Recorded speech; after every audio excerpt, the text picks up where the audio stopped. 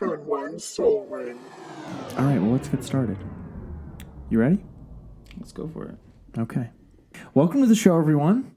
You're listening to another episode of Turn One Soul Ring. I'm Kevin. And I'm Eric. And today on the show, we're going to be doing a set review for the upcoming Core 2020 set. Pre-release weekend is this upcoming weekend. It's July 5th, right? Correct. Yeah.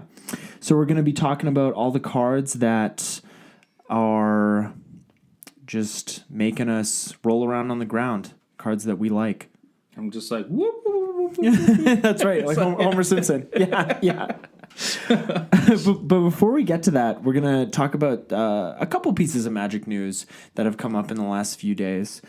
The first one that I want to talk about is Wizards released some news earlier this week. It was yesterday, actually. Pauper comes to paper. Pauper, the popular Commons-only format, will be getting a facelift and official tournament support over the next several weeks as we move to unify the digital and paper versions of the format. To bring Pauper into the realm of supported formats, we'll be making the following updates, and so we can make more money off of it. Yeah, it's a little blurb there. Yeah. You got to zoom in to see that. Hey, they got to make, if we want to keep getting Magic cards, They got to make money somehow. yeah, exactly. Pauper will be listed as a format on our website. The Wizards event reporter will allow Pauper format events to be sanctioned at local stores and for large tournaments. Gatherer will officially support searching by Pauper legality on July 9. The definition of Pauper legality is expanding to include any card with a common printing in any paper or digital set, which makes about 400 cards now legal in Pauper. If the card is listed as a common on Gatherer from any set, it is legal in Pauper. This will add cards to the format that were not previously legal on Magic Online. Due to the influx of new cards to Pauper, we will also be adding 3 cards to the Pauper ban list. Hymn to Torak, Sinkhole, and High Tide. All right. Yeah, that's fair, I think. Those are all pretty broken cards. Yeah. The Tabletop Studio will watch the development of the updated format closely and will make any changes necessary at future regular banned and restricted announcement dates. We plan to let the new Pauper metagame get more reps in before we try changing anything. So that probably means that on July 5th, they probably won't be making any banned and restricted announcements. No, that was pretty much what this was now. Right. Yeah, those 3 cards. Yeah. We're excited to see what players come up with. Exclamation point. Magic Online will implement the new format with its Core Set 2020 update and will launch new leagues with the new format starting July 2. For more on the Pauper changes, the bannings, and the new format, check out the video below featuring Ian Duke and Gavin Verhey discussing the updated format. And, you know, the video is 35 minutes long, so we're not going to play it here, but you can find that on magic.wizards.com. Or just search Pauper Comes to Paper on Google or whatever search engine you use. Yeah, and you'll be able to find it. I find all that very interesting, though. Yeah. I'm super into getting actual support for Pauper. Absolutely, and having more sanctioned tournaments. I think that's been what's holding its back. What has been holding it back. For sure. And, like, where we are, like, Fusion has been having Pauper tournaments here and there. Yeah, they do one a month, and it's free entry, and they do like good prizing. Yeah. Like one of their tournaments, they gave away 25 full art unstable lands, 5 of each color. That's a good prize. That's super good. For free entry? Yeah. You know, that's a fantastic prize. Oh, yeah. And the tournaments, you know, they get 30 to 40 people coming out to play in those tournaments. So Pretty decent size. Absolutely. It's good. Yeah. Yeah. And it's a good metagame. And I don't think Sinkhole was always banned. I think because I play a mono black land destruction deck, and when I was putting that deck together, I wanted to put Sinkhole in. And you couldn't. And I couldn't. All right. Because it must have been banned on Magic Online. Okay. And they're coming out with these banned and restricted changes because now it's paper specific. Yeah. Which is a good thing. Which is a good thing. Yeah. Yeah. And they'll be able to sell... Well, it's good for game stores because they can sell more commons. Yeah, for sure. Unless they release like a Pauper Masters. Ooh. Which I don't know. That could be a thing they do now. Would the packs not have rares? all foil packs There we of go. commons, and then they can still charge $9.99. Yeah, that's how you do it. That's how you do it. And full art lands, full art snowlands, Full art snowlands, yeah. foil.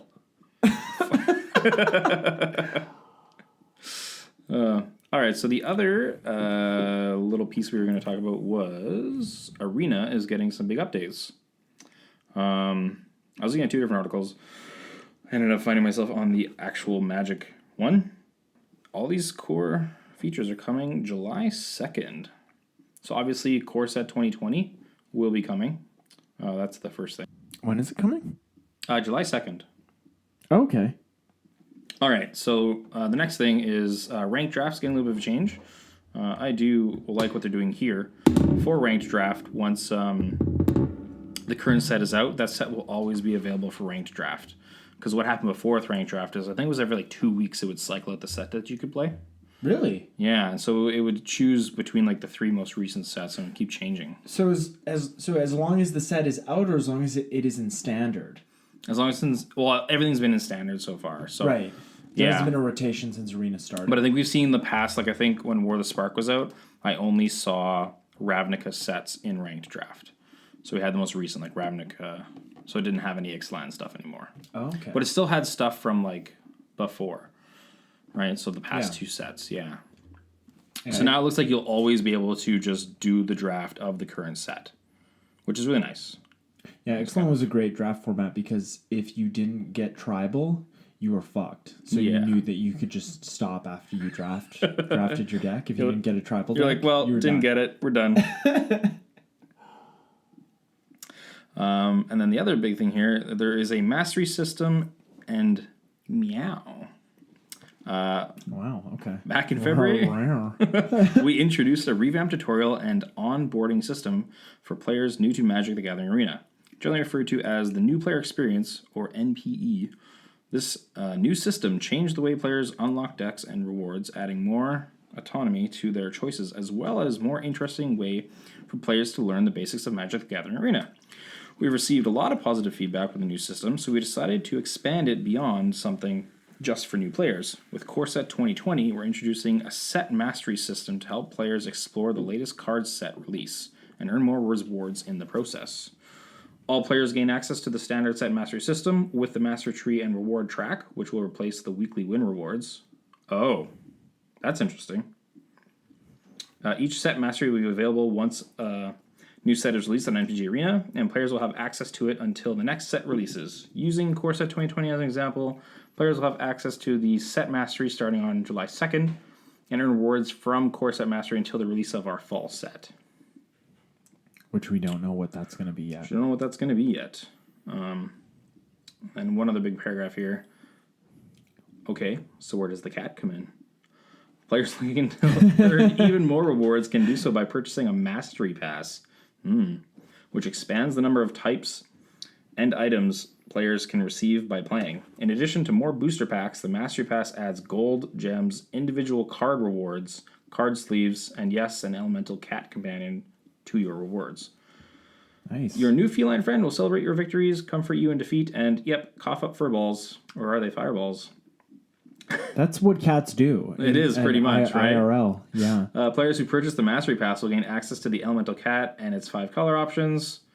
Yes, it's Wooburg. Yes, we checked. That's good. And as you increase your set mastery, you'll unlock additional upgrades for your cat companion.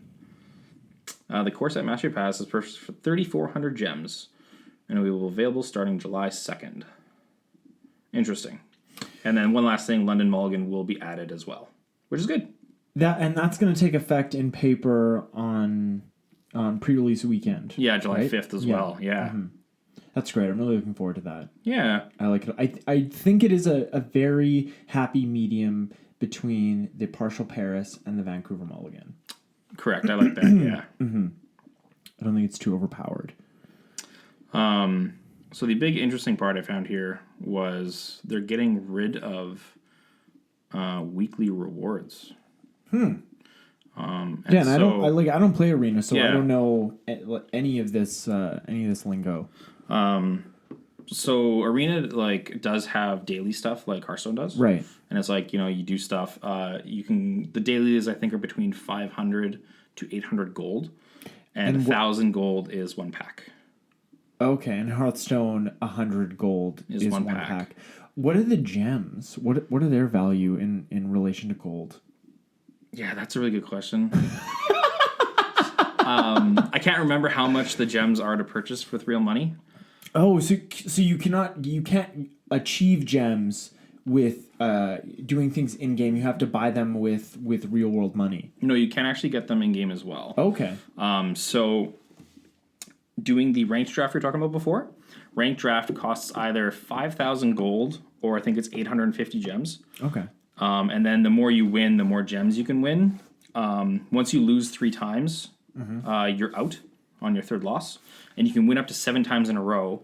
The 7th win banks you 950 gems. So Wow. you would get more than what you paid for if you paid with gems as well. So if you were really good at draft, you could be an unlimited player. Yeah, and like also, Hearthstone. Like Hearthstone. Yeah. And the cool thing is like what I'll also do is like I save up gold. 5,000 gold is a draft, and then I get gems out of that. Because the ranked draft is best of 1. Really? To say yes. And then they have traditional draft, which is not part of the ranked. Like you don't get rank for it, but you can still play it that way. Traditional draft is going to be best of 3. Right. But you can only enter traditional draft by 1,500 gems. Once you lose twice, you're done in traditional draft. Yeah. And then you can only win up to 5 times. And I think at 3 wins, you break even. And then 4 wins, you get more. And 5 wins is the max of, I think, 2,100 gems. So if you are good, you can like really, really bank gems. Right. So, right. yeah. I like that best of 1. I'm not. Best of 1's interesting in You Magic. know, I just Because we don't really play it. we don't really play it. No, we Yeah. do. We play in Commander. Yes. Commander's best of 1.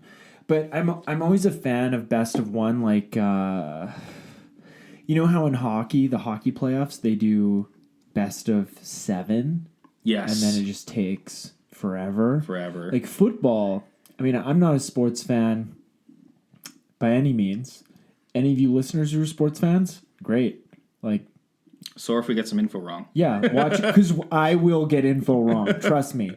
I have a family full of sports fans. Basketball is the same too with the best of 7 thing. Right, exactly. The Raptors just had their win. So. And baseball, they play a series as well, right? I think so. But football, they play one game, they are one and done. And I know that playing more games is better. Like, they make more money, right? Yeah. The leagues make more money. Leagues make more money, but then also like sometimes things can happen in a game, right? So you have chances to come back and stuff too. Absolutely. Yeah. But football, they just play one game. That's and, you know, I just kind of like that because it seems like the road less traveled, right? Sure. And in the same way that, you know, when we go to play Modern or we play Limited or Standard, it's best of 3. Yeah. Right? It would be fun to play best of 1 sometimes if that was a different style of play, but that had higher stakes, right? Maybe a higher buy-in, but a higher payout, right? Sure. And you're relying more on chance. I was going to say luck, but I don't think It is a little bit more on chance because of the beginning coin flip, die roll, whatever you want to say. Right. Whoever gets to go first usually has an advantage. And now that we have a better chance of getting a good hand with the London Mulligan, you know, that might be a good idea for game stores because Yeah. I might be more interested in paying, you know, $10 or $12 or $15 to play Modern as opposed to just buying a pack. Yeah, for sure. If the payout's going to be better. Yeah. So just it's all very interesting. It is. Yeah. One thing I will announce by the systems, you still get the daily gold rewards we were talking about. Per week, if you win 5, 10, and then 15 wins, you get a pack at each step of 5 wins. So I think the 3 packs a week are going away now, and that's going to be replaced by this Mythic or Mastery system, sorry. Oh, okay. So we'll see what that means. I'm hoping that's how it is because it says the weekly rewards are gone and the packs were every week it would reset. Getting rid of the daily gold, I think, would be not the best. But it sounds like it's going to stay. I agree, and I think they're just trying to create an economy that works and makes everybody happy, and their initial economy didn't do that.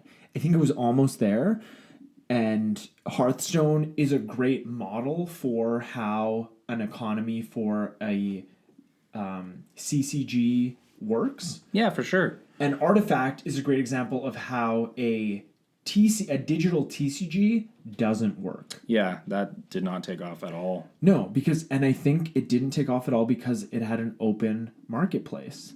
MTGO is an open marketplace, though. Yeah, it is an open marketplace, but I guess it has the long-running Magic name to it. Yeah, absolutely. But when Arena was announced that the beta would be released, the value of collections on MTGO dropped quite a lot. Yeah. And I don't know what the values are today, but I imagine that they're a lot more meager than they once were. Yeah. So, MTGO is something that is still played quite a bit, but it's less and less too, because they don't have. I think if you go and play standard on MTGO, you're gonna see crickets or hear crickets.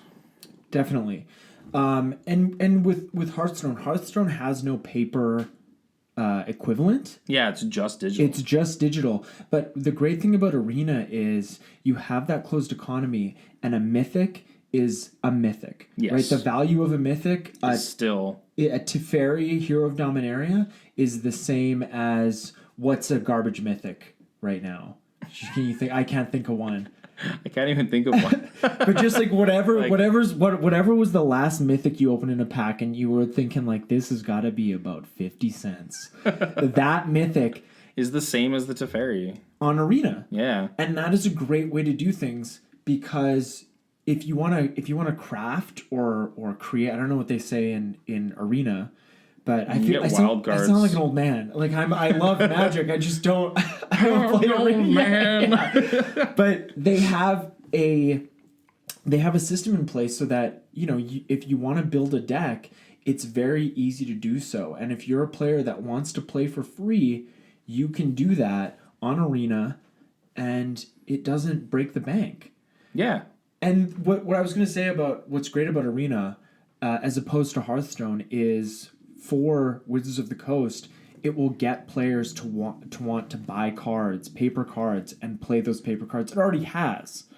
Magic has gotten more popular over the last year than it's been in the last 5. Yeah, it sure has.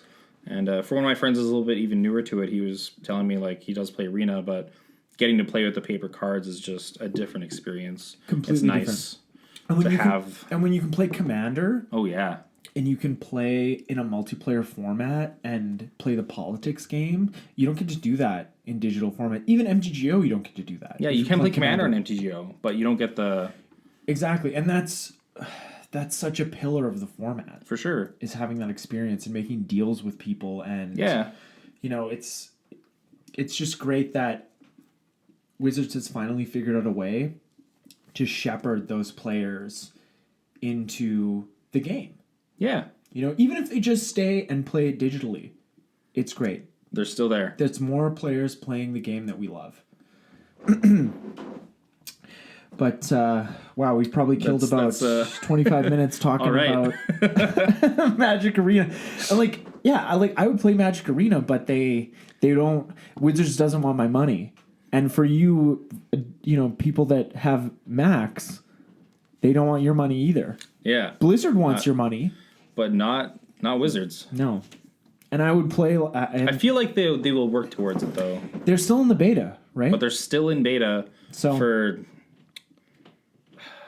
It's getting on... It's over a year. It is, yeah. Yeah, it's probably close to 2. Yeah, because I was saying Kaladesh was on Arena. Mm-hmm. Yeah. That's 2 years. Back when I was in Standard. Yeah. Yeah. So they... What are you doing? I don't know. They've always been slow to adapt. But I do hope it comes to Mac.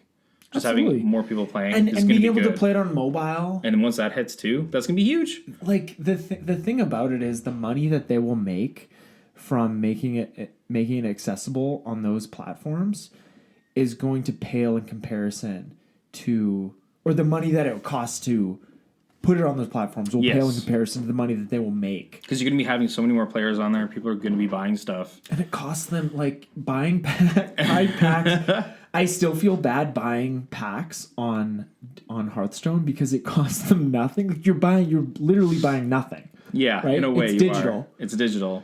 And it's non-transferable. You have your account, and you can't give it to anyone else. That's your account. Can't trade with you can't people. Trade. It's a CCG. It's not a TCG.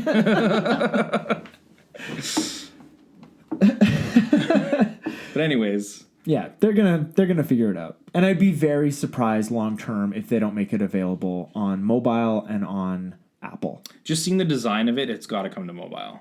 That's how it looks. Yeah, that's how it looks. Yeah. Yeah. And then at that point, all Twitch has to do is make their service compatible with Mac, and then I can just be a Twitch streamer. Is Twitch not on? Oh, wow. No, their software doesn't work on Macs. Okay, Twitch has been around for a while now. It's like... You're like, you didn't have It's a like- problem with Arena, but Twitch, that's... I mean, they've been around for 10? I think so. Something like that. That's a while. Yeah, that's a long time. Yeah, Macs have been around a lot longer than 10 years. I think so. When I was a grade school, we were using Macs. Yeah. Yeah. Yeah, the ones with the green. It was all green. The screen, you put in those giant floppy disks. Those were Apple computers. Oh, sure. I didn't use those, but yeah. All right. Well, this has been like an episode of Commander Central. Not to, I like that show. I'm not throwing shade. I'm just saying this has been a long intro. So we're gonna get to the main topic of the show. We are here to talk about Core 2020. Yes. And as we always do, we're gonna do this set review in Wooburg order, and we're gonna start with the white cards. And That is W in Wooburg. That's right. and we do like to do them in rarity order, which is your idea. It's a good idea. I'm liking it so far. Yeah, I like it a lot. If people have complaints, let us know. Please let us know. Yeah. If you have complaints. Yeah. Because we just assume if you don't complain that you like the show. Yeah. So the first mythic, we're going to get to the mythics in white. The first one we want to talk about is Ajani, Strength of the Pride. Ajani. Ajani. I don't know. I hear it both ways. Well, you could even do the J like an H, like Ayani. Yeah. Yeah. He's my Ayani. That's right. Daddy. All right, so he is 2 and 2 white for a 5 loyalty planeswalker, and I gotta say the rates that we're getting on planeswalkers these days, Pretty good. really good. Yeah. +1, you gain life equal to the number of creatures you control plus the number of planeswalkers you control. -2, create a 2/2 white cat soldier creature token named Ajani's Pridemate with whenever you gain life, put a 1/1 counter on Ajani's Pridemate. And 0, if you have at least 15 life more than your starting life total, exile Ajani, Strength of the Pride, and each artifact and creature your opponents control. Okay, that's pretty good. Pretty good. Yeah. Like, asymmetrical board wipes are always really, really good. Yes. And it's it's always interesting because now they print cards with Commander in mind. Because if this was printed 10 years ago, it would have said if you have 25 life. 35. 35 life. Yeah. Yeah. Like Sarah Ascendant. Yeah. Right? If you have 30 life, or Soren Markov, right? Yeah. Make target Go opponent's down life to total 10. 10. Yeah. Target player's life total 10. So it's good that they do that now, obviously.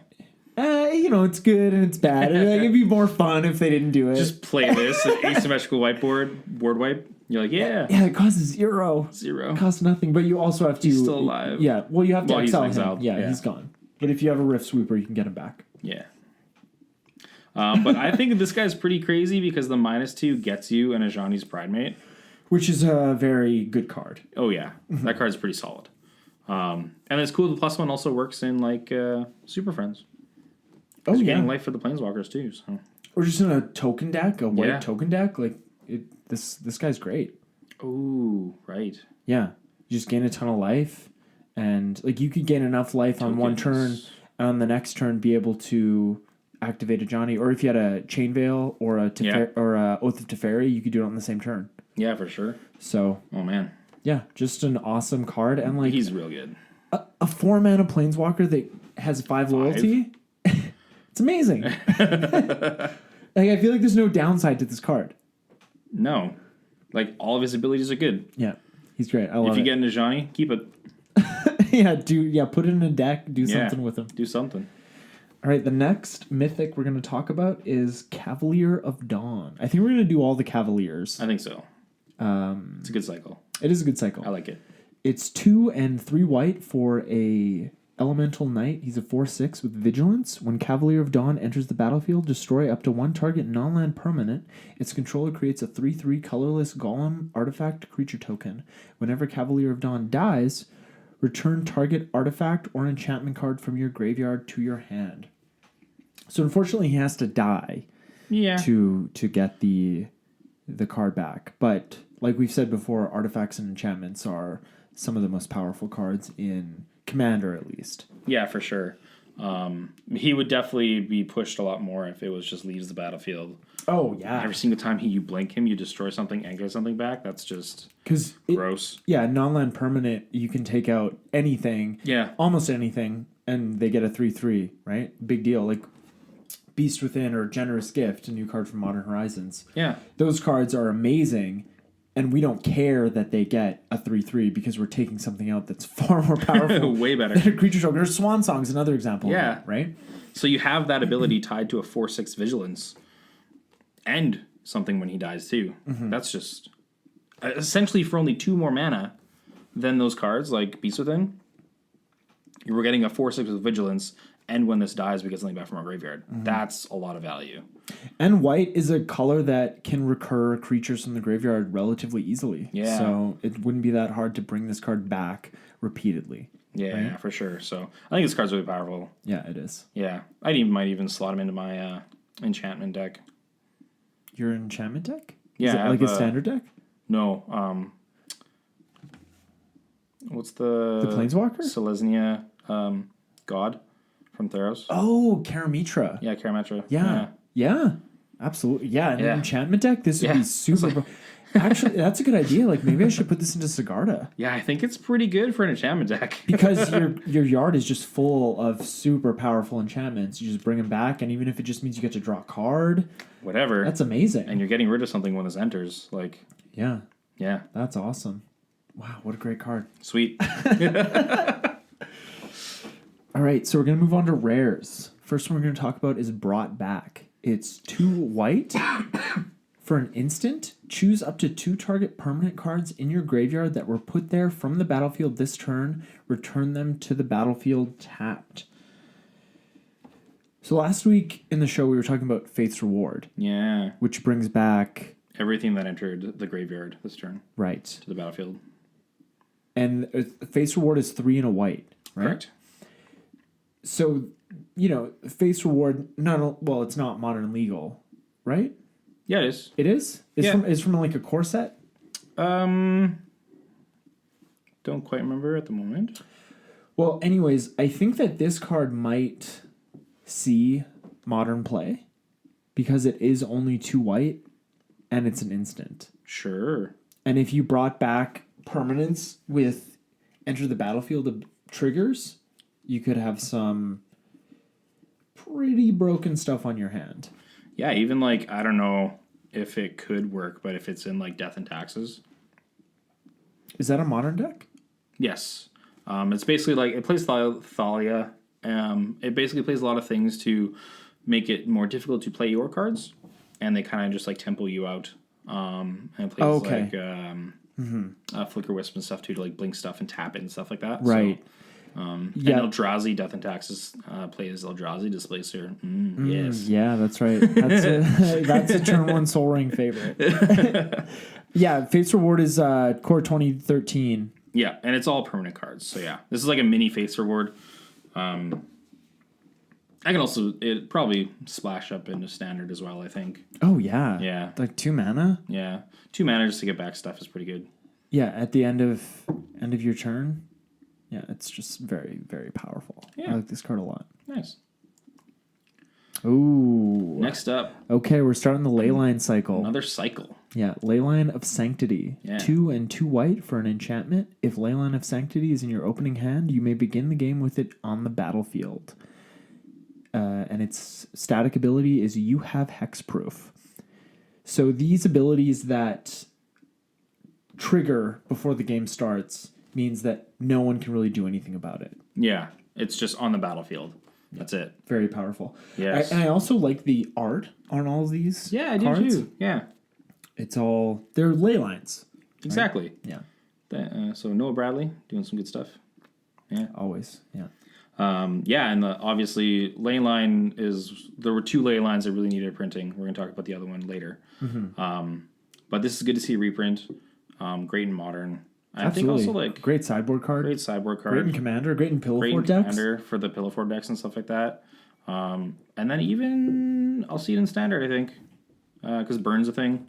Just sideboard this in against Burn. Burn is always a thing. Burn's always a thing. Red deck wins. Yeah. Yeah. It's never also, not like, a thing. running around a lot is like Grixis, and so they have Duress and also Thought Scour, which is a more expensive Thoughtseize. Right. But yeah, lots of hand hate. So again, that's pretty good against that stuff. So yeah, I love Leyline of Sanctity. I still run it in my sideboard for my mono white Soul Sisters. Oh sure, yeah. Deck. Yeah. I don't really play it, but it's in there. Yeah. So I'm gonna pick up some of these finally because the reprinting means price is going down. Yeah. Yes, please. Yeah. No, pick these up because they are going to be at their cheapest that they've been in years. For sure.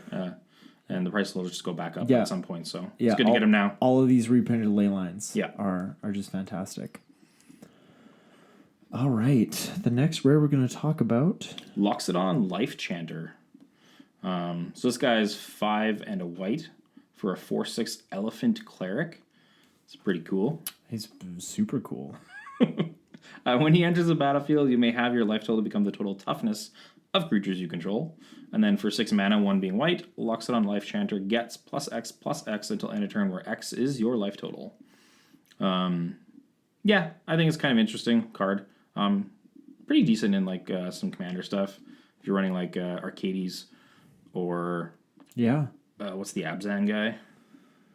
Oh, Doran? Yeah, or Doran. Doran the Siege Tower. Yeah, so because you're going to be playing big toughness creatures anyways, this guy, when he enters, you can total toughness, a ton of health. And all those creatures are really cheap to cast. Exactly. Yeah. And then it's also nice because his ability, you can activate at instant speed. So if he's like not blocked or something like that, you just kill somebody. They need to block it pretty much. They need to die. They need to. Too, probably. Yeah. And if you do have green, you can give this trample and then probably just kill people anyways. Yeah, that's very good. I also like the stuff he has on his tusks. Yeah. I think if I was a Loxodon, I'd probably get my tusks pierced or something. I think so. You know? Show off that style. Yeah. Yeah. Why not? Talking about enchantment decks, Starfield Mystic. Starfield Mystic, 1 and a white for a human cleric 2/2. Enchantment spells you cast cost 1 less to cast. Whenever an enchantment you control is put into a graveyard from the battlefield, put a 1/1 counter on Starfield Mystic. So making enchantment spells cost 1 less, always good. Always good. And I found in my Sigarda Enchantress build that a lot of times Sigarda gets to a point where she's too expensive to cast, even in a green deck. Yeah. But with a card like this, you could strap on all of those auras and use this card to win games. Yeah, for sure. Because if he's on the battlefield for a little bit, he's still getting stronger as well. Mm-hmm. Yeah. So, I like this. And again, I want to throw it right into Karametra. Absolutely. Yeah. Anything that reduces the cost like that is super powerful. Like the medallions. Yes. Right. It's in a mono or 2-color deck is very powerful because you're reducing the cost of every single spell. It's so much more powerful than just putting an extra land on the battlefield. Yeah, because then all your spells you're casting are 1 less. Mm-hmm. Yeah. Yeah, just a cool card. Good value. I like it. Sephara Sky's Blade. Yeah. Yeah. So 4 of anything and 3 white for this giant 7/7 angel. You may pay white and tap. So you may pay 1 white and tap 4 untapped creatures you control with flying rather than pay the spell's mana cost. Flying and lifelink and other creatures you control with flying have indestructible. So this card has crazy power. You could kind of cast it for free. Oh, getting rid of that 1 white as well? Yeah, you still have to pay the white, sure. Yeah. But it's you're really paying 1 white versus 7 mana. is pretty powerful. Pretty powerful. And I know we have some, like, if you have a card out there that makes multiple flyers, maybe get this out on, like, turn 4 or something. Yeah, or that makes 4/4 angel tokens. Yeah. I think there's that one from Guilds of Ravnica that does that whenever you would create a token. Divine Visitation. Exactly. You create a 4/4 angel token. It's a fun card. Yeah, it's really good. It's awesome. But, yeah, this obviously just fits right into any deck using flying. Yeah, do you think we're going to see like a flying deck in Standard? Because I think with all the flying in this set, we'll see a limited flying deck, but... I think we can see like a blue-white flying deck too. Yeah. Mainly, like, this card would definitely be in there. It's so strong.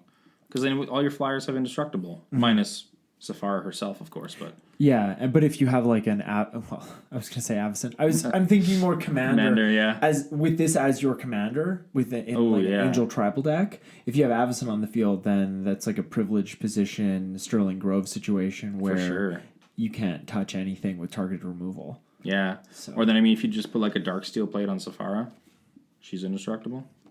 Yeah, but then someone plays Final Judgment and everything's exiled. Sure.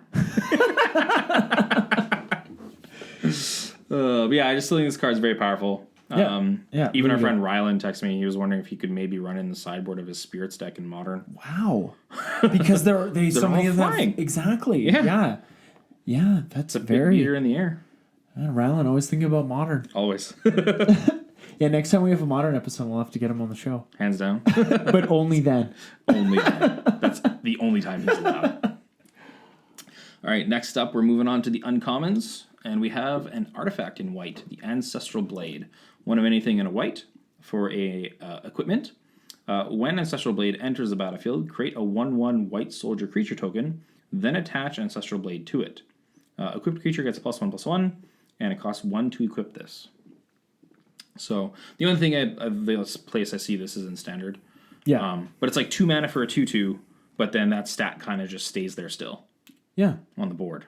Right? So you can just keep making whatever creature 1/1 bigger. Yeah, it's very sticky. Yeah, it's sticky. So I think this is a pretty decent card. We'll see what happens with it. Yeah. Yeah. All right. Eternal Isolation. 1 and a white for a sorcery. Put target creature with power 4 or greater on the bottom of its owner's library. I like that text. Yeah, that's really good. Yeah, on the bottom of their library, just like, get out of here. So if they don't have a Grenzo deck... Yeah. It's bad. Yeah, but tuck abilities are usually pretty good because a lot of times in Commander, you have ways of getting your stuff back from the graveyard as well. So throwing it in the library makes it a lot more difficult to get back. Yeah, as long as you're not targeting their commander... Yeah, it's great because they will just put it in the command zone. There you go. Use other removal for that.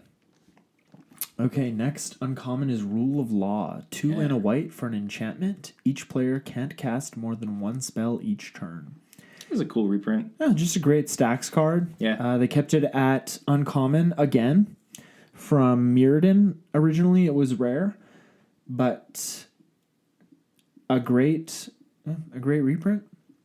I am a little scared to see control in Standard, because if you just have counter spells and big stuff, you can always counter what your opponent plays and then play something in your turn, and the other guy doesn't get to do anything. That's a high tempo play.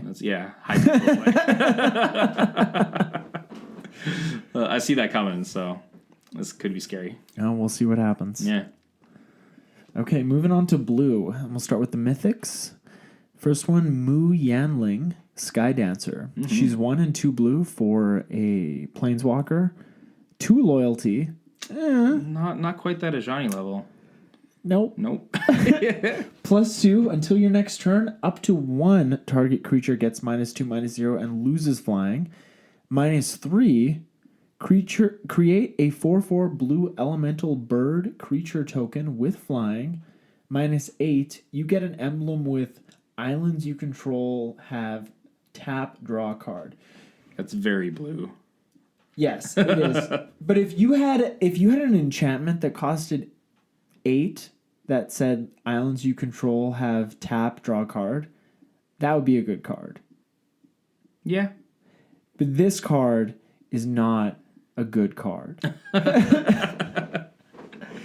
Because to get to the point where you can tap islands to draw cards, you have to do the +2 6 times. So on the seventh turn after you have this on the battlefield, you can finally use her ultimate. And her -3, you can't use it on the turn she's created. She can't even protect herself. You can use the -8 on the third turn after she's Right, the played. third turn, right? Because it's a it is +2. Yeah. I got my math was a little funky on that. Yeah, but Not quite as long. I didn't use my fingers. I did have to shut up. Yeah, I didn't use my fingers. That's why I didn't know. This is I don't think I would play this card in Commander. I don't. Where do you think this is? Standard. Standard, really? For sure, yeah. Because you obviously don't want to play this kind of like when it's alone on the board. But a lot of the times, even when it's like, if you're on the play, if your opponent plays one creature on turn 2, you can play this on turn 3 and then use the +2. You probably aren't taking any damage from the creature that they've played. And then you can just keep tempoing turn after turn. And if you get a 4/4 from this from playing it on turn 3, that's also not bad. Oh, yeah. Okay. So, just using the +2 and the -3, I think, in Standard is pretty powerful itself. Just in Modern, going against Jace, that gives all your stuff -1, has actually been really annoying. And that's kind of what I see this as, a better ability than what the Jace was. So, but doesn't Jace give everything -1 or target? It's everything. And there's also one that gives a target -2, but it doesn't have the loses flying, which is interesting. So, yeah. Well, we'll see. We'll see what happens. I feel like this is going to be a relatively inexpensive card. That's all I'm saying. Yeah. Okay. Next Cavalier, the one of Gales. It is. It is a Cavalier of Gales. What is a Cavalier, anyways? Is it just someone riding something? Yeah, it's just like a knight riding a horse. It has to be a knight? Are these all knights? I think so. That's what I've been known for a Cavalier to be. Oh, yeah. Elemental Knight. Hey, look at that. Elemental Knight. Yeah. Okay. All right. So, keeping with the same mana cost, we have 2 of anything and 3 blue. This one is a 5/5 flyer. When the Cavalier of Gales enters the battlefield, draw 3 cards, then put 2 cards from your hand on top of your library in any order. Brainstorm. Yep. When Cavalier of Gales dies, shuffle it into its owner's library, then scry 2. It's an interesting ability. Yeah, do they all have to die? I think they all have an ETB and also a death trigger. Okay. Yeah. And if you blink this every turn, Brainstorm's not bad. It's not bad at all. Especially if you have a shuffle effect. Yeah. Shuffle the cards away you don't like, or if you have a top or a... You can sacrifice this somehow. You can shuffle your deck. Mm-hmm. Absolutely. But, I think it's an interesting, just like blue powerhouse flyer. 5/5 for 5 that does stuff is still good stats. Absolutely. Yeah. I think it's still decent in Commander because it's like a bigger creature that's in the air, so it has evasion, and you get Brainstorm from it entering, and you get a little bit of value from it dying anyways. So yeah. Brainstorm. Yeah. Okay. Next up, we have the Agent of Treachery. When I saw the title of this card, I knew it was going to have something to do with pissing people off. Perfect. So this is 5 of anything and 2 blue. When Agent of Treachery enters the battlefield, gain control of target permanent. At the beginning of your end step, if you control 3 or more permanents you don't own, draw 3 cards. It is a 2/3 as well for 7 mana. You couldn't make it a 7/7. No, it's like, come on. It still dies to path. Yeah, it does. If someone's running that lightning bolt, though, they can still get it. That's true. Those people that run the lightning bolt in Commander. Is it worth it to put this in Memnarch for the mana cost? No. Once you're there stealing permanents, you're just... Well, with maybe in a deck that's more of a long game value based instead of just like build, going for infinite mana. My build is infinite mana, Palinchron, Grand Architect. I just want to get all the mana and upset people as little as possible. By taking all their stuff. But I take it all at the same time. I take all their lands and I take all their permanents, and then I politely ask, would you like to continue? Sure. And most of the time people say no, and we shuffle up and play again. Awesome. So probably not. But a cool card nonetheless. Cool card. I'm wondering if it could see maybe some standard play. I'm playing a deck right now that's Simic Ramp, and I have Mass Manipulation, which is 4 blue and 2 X. Yeah. There's so many Planeswalkers running around right now that it's a really good card.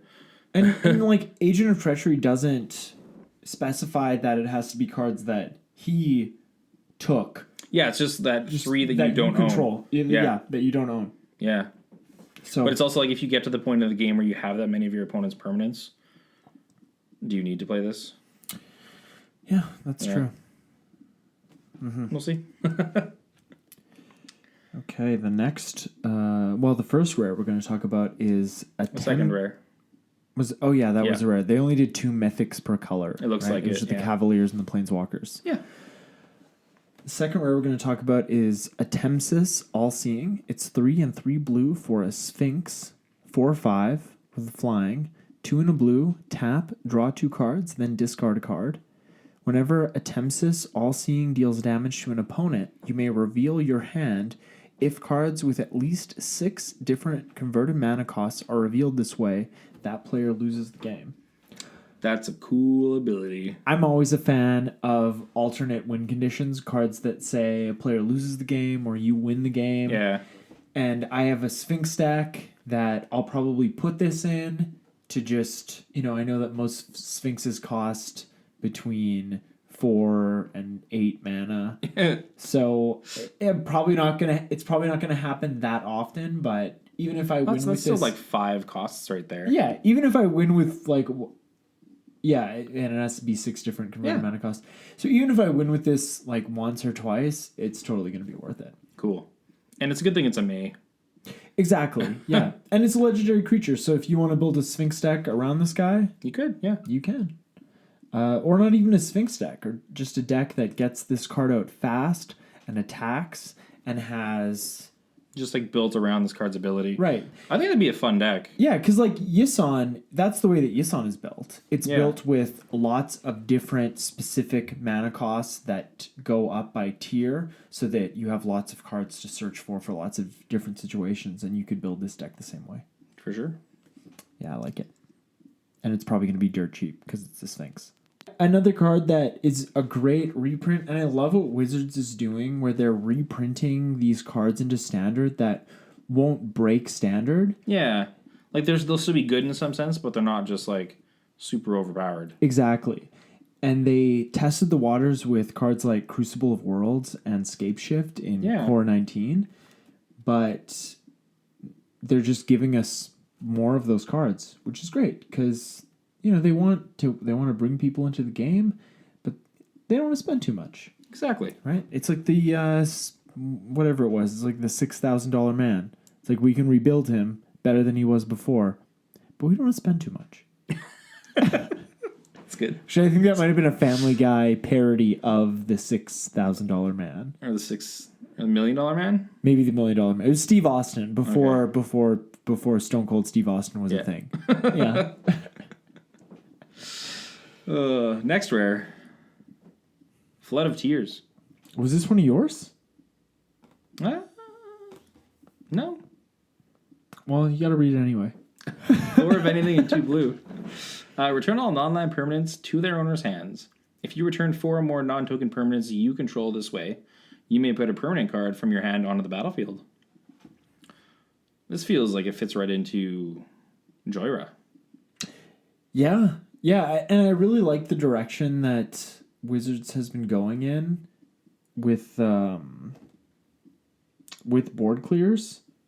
The cards clear the board, but the player that cast it gets to put something back on the field right away and rebuild first. So, because we had Time Wipe before. Right, Time Wipe was another card like that. And there was that card from Guild of Ravnica, which was like a Time Twister, but if you cast it during your main phase, it had addendum, so you could put a permanent card on the field. Yeah, just a cool card. Probably won't see standard play, but definitely a great blue board wipe.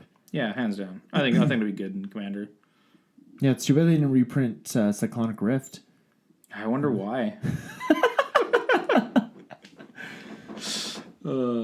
Hey, Masterful Replication is the next rare. 5 of anything in a blue for an instant. Modal. Yeah. Choose one. Create 2 3/3 colorless golem artifact creature tokens. Or choose target artifact you control. Each other artifact you control becomes a copy of that artifact until end of turn. I just want like 20 Blightsteel Colossuses. Yeah. Each artifact you control.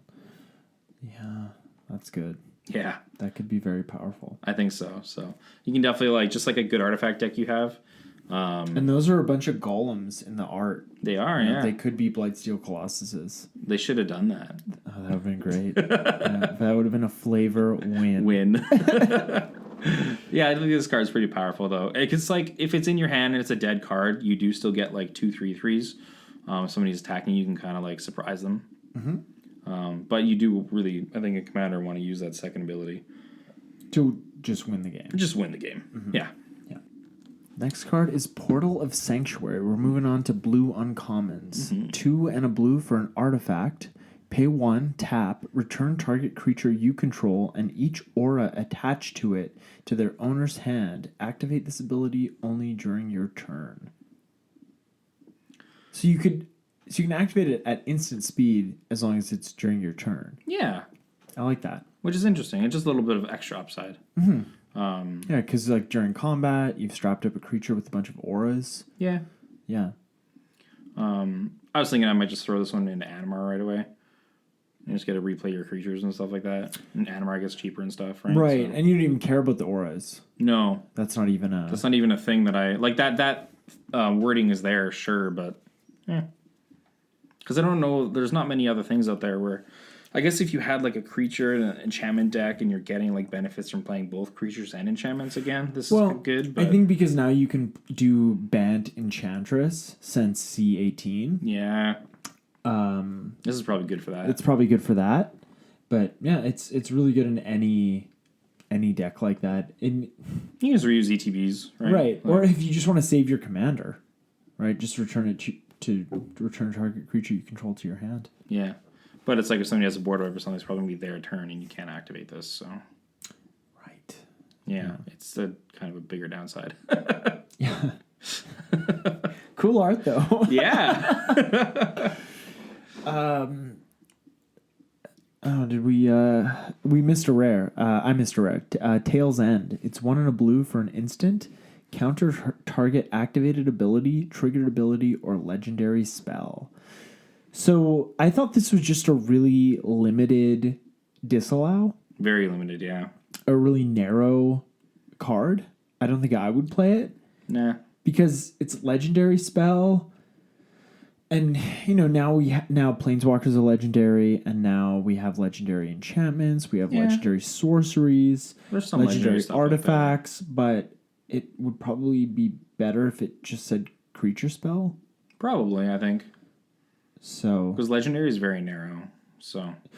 Yeah, in Commander, I would probably just run Disallow. Just run Disallow. It's 1 more blue, yes, but still, it's a hands down better card. Yeah. Yeah. Yeah, I just wanted to touch on that. Yeah. Okay, next uncommon is Aether Gust. Look at that art. It's like he's like a goat. Yeah. He's Just getting like... He's just getting flipped about in the sky. 1 and a blue for an instant. Choose target spell or permanent that's red or green. Its owner puts it on top of their library. Top or bottom. Top or bottom, yeah. Yeah. Yeah, it's fine. Fine card. I think it's a decent sideboard card if needed in standard. Yeah, they are doing a lot of color-specific stuff for this. Removal in this set. Which we have seen before, I think, in other core sets. Yeah. Yeah. But yeah, I do like a card like this because like even like a 4 or 5 mana cost creature for 2 mana, you put it on the top of their library. That just sets them back a whole turn. That's great. This is an interesting card. The Brineborn Cutthroat. 1 of anything in blue. It's a 2/1 with flash. And whenever you cast a spell during an opponent's turn, put a +1/+1 counter on Brineborn Cutthroat. Does it trigger off of itself? No, because it's not on the battlefield yet. Nice. And it's a Merfolk pirate, so if it has both synergies. Yeah. But I think this is a pretty cool card because if you just have like a deck that has more flash creatures, run counter spells, obviously, and this could get pretty big out of nowhere. Kind of scary. I always attack from where their spyglasses can't see. Nice. Yeah. Yeah. Okay. Let's go on to black. Moving on to black. Yeah, black mythics. First one is Sorin, Imperious Bloodlord. He's 2 in a black for a 4 loyalty planeswalker. His +1 is target creature you control gains Death Touch and Lifelink until end of turn. If it's a vampire, put a 1/1 counter on it. His other +1 is you may sacrifice a vampire. When you do, Sorin, Imperious Bloodlord, deals 3 damage to any target and you gain 3 life. And his -3 is you put a vampire creature card from your hand onto the battlefield. Cool. This is a good card. Yeah, straight up value for a vampire deck. Absolutely. But the art on this card kind of reminds me of the bad guy from Ghostbusters 2. For sure. Vigo. Oh, man. Yeah, it's kind of photorealistic. I now need to see a altar. Oh, yeah. That would be awesome. That'd be good. Yeah. Yeah, just an awesome card in probably even in standard with all the vampires from Ixalan block. Yeah, I think like until September rolls around, this will still be pretty good because there's a really good like white-black vampire stuff going on. Yeah. So Yeah. I think this can like push that deck a little further before it leaves standard. And in Commander, it's great in a vampire build because his -3, you can put a vampire on the battlefield that can protect him. Yeah. And he's still at 1 loyalty. And it's just like you play this on turn 3 and then put out like a 5 or 6 drop vampire. Yeah. Yeah, some good value. Yeah. And cheating mana cost. Yeah. Next, Cavalier. Yeah. Of Night. 2 and 3 black. He's a knight. He is a knight. 4/5 lifelink. When Cavalier of Night enters the battlefield, you may sacrifice another creature. When you do, destroy target creature an opponent controls. When Cavalier of Night dies, return target creature card with converted mana cost 3 or less from your graveyard to the battlefield. This is just good value. Again, like you can even the creature that you sacrifice to kill something else, when this dies, you can bring it back. Absolutely. Yeah. If it has like persist or something, yeah, or undying, yeah, you don't even care. And then when the Cavalier of Night dies, if we even have like it's 3 mana when it enters, you get to like every player has to sack a creature. Oh, like Fleshbag Marauder or Merciless Executioner. Yeah, some of those cards. Yeah. So, because then you play that card, and then you sacrifice it when this comes out. And then when this dies, you bring that back from the graveyard. Everyone has to sacrifice again. Like, just that's so keep dirty. Keep rolling. Oh my goodness. Oh, I like this card a lot too, though. I really don't know how like our play group stays together with all that bullshit. Right?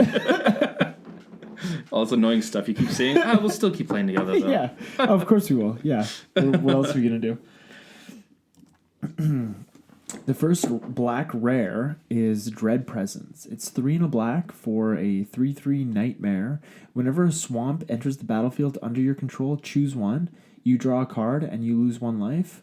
Or Dread Presence deals 2 damage to any target and you gain 2 life. Sounds pretty good. This card is so good. It could any target. It could be a 1/1 and it would still be amazing. Yes, but it's a 3/3. Yeah, they didn't. That was just icing on the cake. Yeah, just so much value, and like black is already so good at drawing cards. Yeah, and centering it around playing lands is just really taking the work out of it for players. Yeah, I think having both these abilities on here is really nice because, like, I think in Commander I would use the first ability a lot just for the extra card advantage. But there's so many commanders that have a toughness of 2, right? And so many problem creatures. Right. Yeah, you can just ping creatures with You're lands. pinging creatures for land drops. Absolutely. Super powerful. Yeah, love this card. Yeah. I think this is gonna end up being like a black commander staple. Yes, hands down. I'm wondering what's going to happen with that. Also in standard, I now want to. I'm going to play a green-black deck, and it's going to have Dread Presence and Escape Shift, and we're gonna. Yeah. Oh yeah. That'll be dirty. Could be fun. Yeah. Any target. Any target, just drain the opponent away. Bye. So good. Love it. All right, next up we have the Embodiment of Agonies. 1 of anything and 2 black. It is a 0/0 flying death touch. The Embodiment of Agonies enters the battlefield with a +1/+1 counter on it for each different mana cost among non-land cards in your graveyard. So for example, 2 and 1 black, and then 1 and 2 black are different mana costs. So this could be scary big without even noticing. Yeah. It could be like late game. This could be like a 2020 flying death touch for 3 mana. Yeah, you throw a Greaves or a Boots on this. Oh yeah, you just like one shot somebody You're out dead. of nowhere. Yeah. I think this is a pretty damn good card. It's really good. Yeah. Yeah, for 3 mana. Yeah, if you have a graveyard deck, you should throw this card in there. For sure. Yeah, it's fantastic. Yeah. Next rare is Legion's End. 1 and a black for a sorcery, unfortunately. Exile target creature an opponent controls with converted mana cost 2 or less, and all other creatures that player controls with the same name as that creature. Then that player reveals their hand and exiles all cards with that name from their hand and graveyard. Doesn't hit the library though. Doesn't hit the library. Yeah. I think it's designed for token strategies. Yeah. To get rid of tokens. So it is 2 or less, which is nice. And no matter what, even if we hit a token, we still get to see the opponent's hand. Yeah, we start to see the hand, which is information. Yeah. Yeah. Also, persistent petitioners or plague rats or whatever. Yeah. Or what's that one?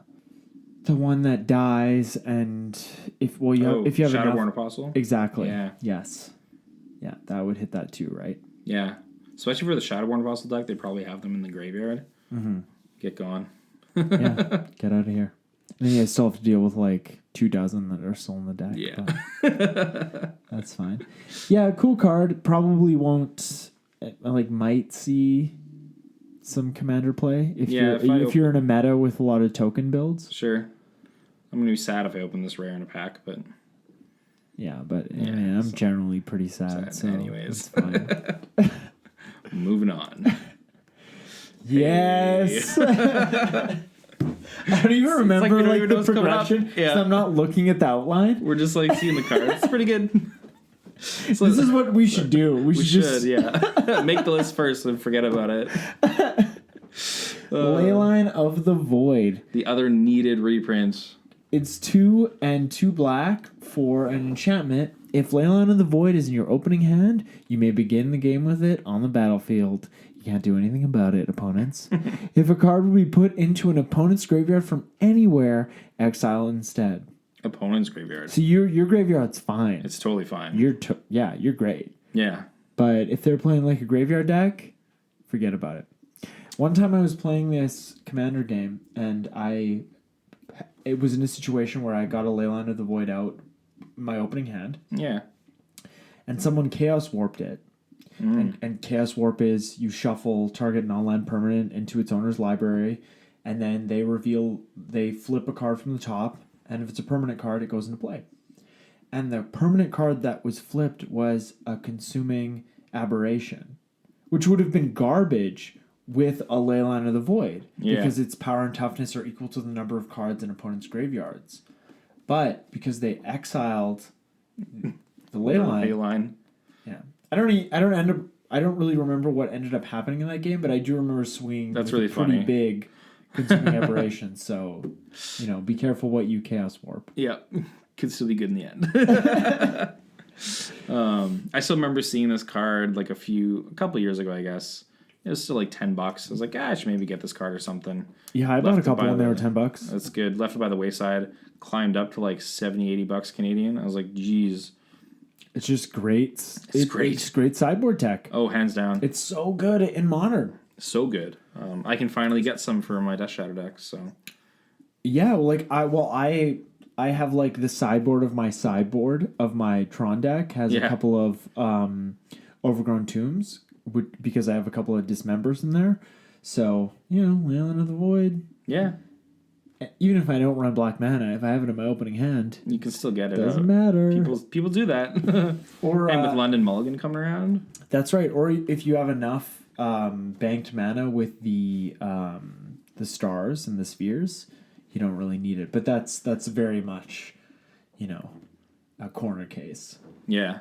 Also, having the ley lines printed right when we get this London Mulligan rule is a nice little. It's almost joint like venture.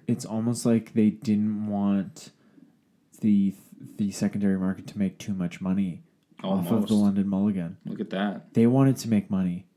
Good for them. Good for them. Also, probably testing out more of the London Mulligan. Yeah. Like, it's officially changing, but it's like this will also get a good feel for what it can do. Yeah, exactly. In standard, which is the biggest format. Yeah. Right? And that's what we want. We want standard to be the biggest format. Sure.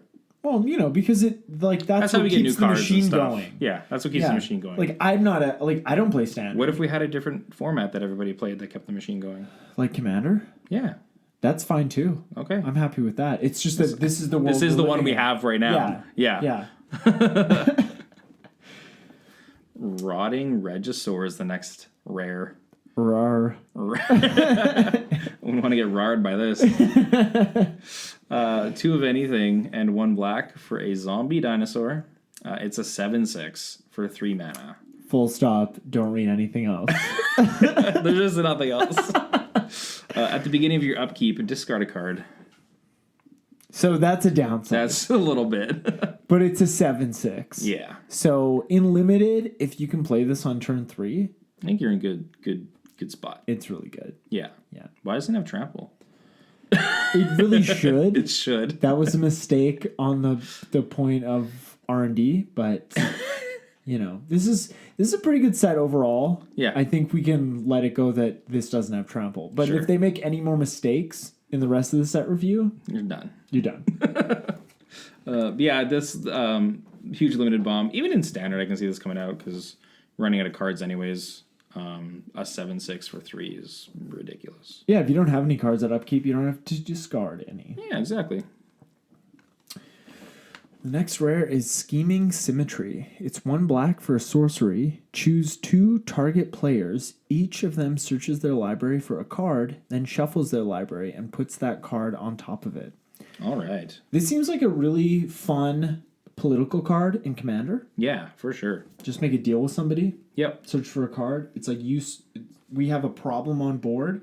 You need to search for a card that can deal with this problem, and I will do the same. Yeah.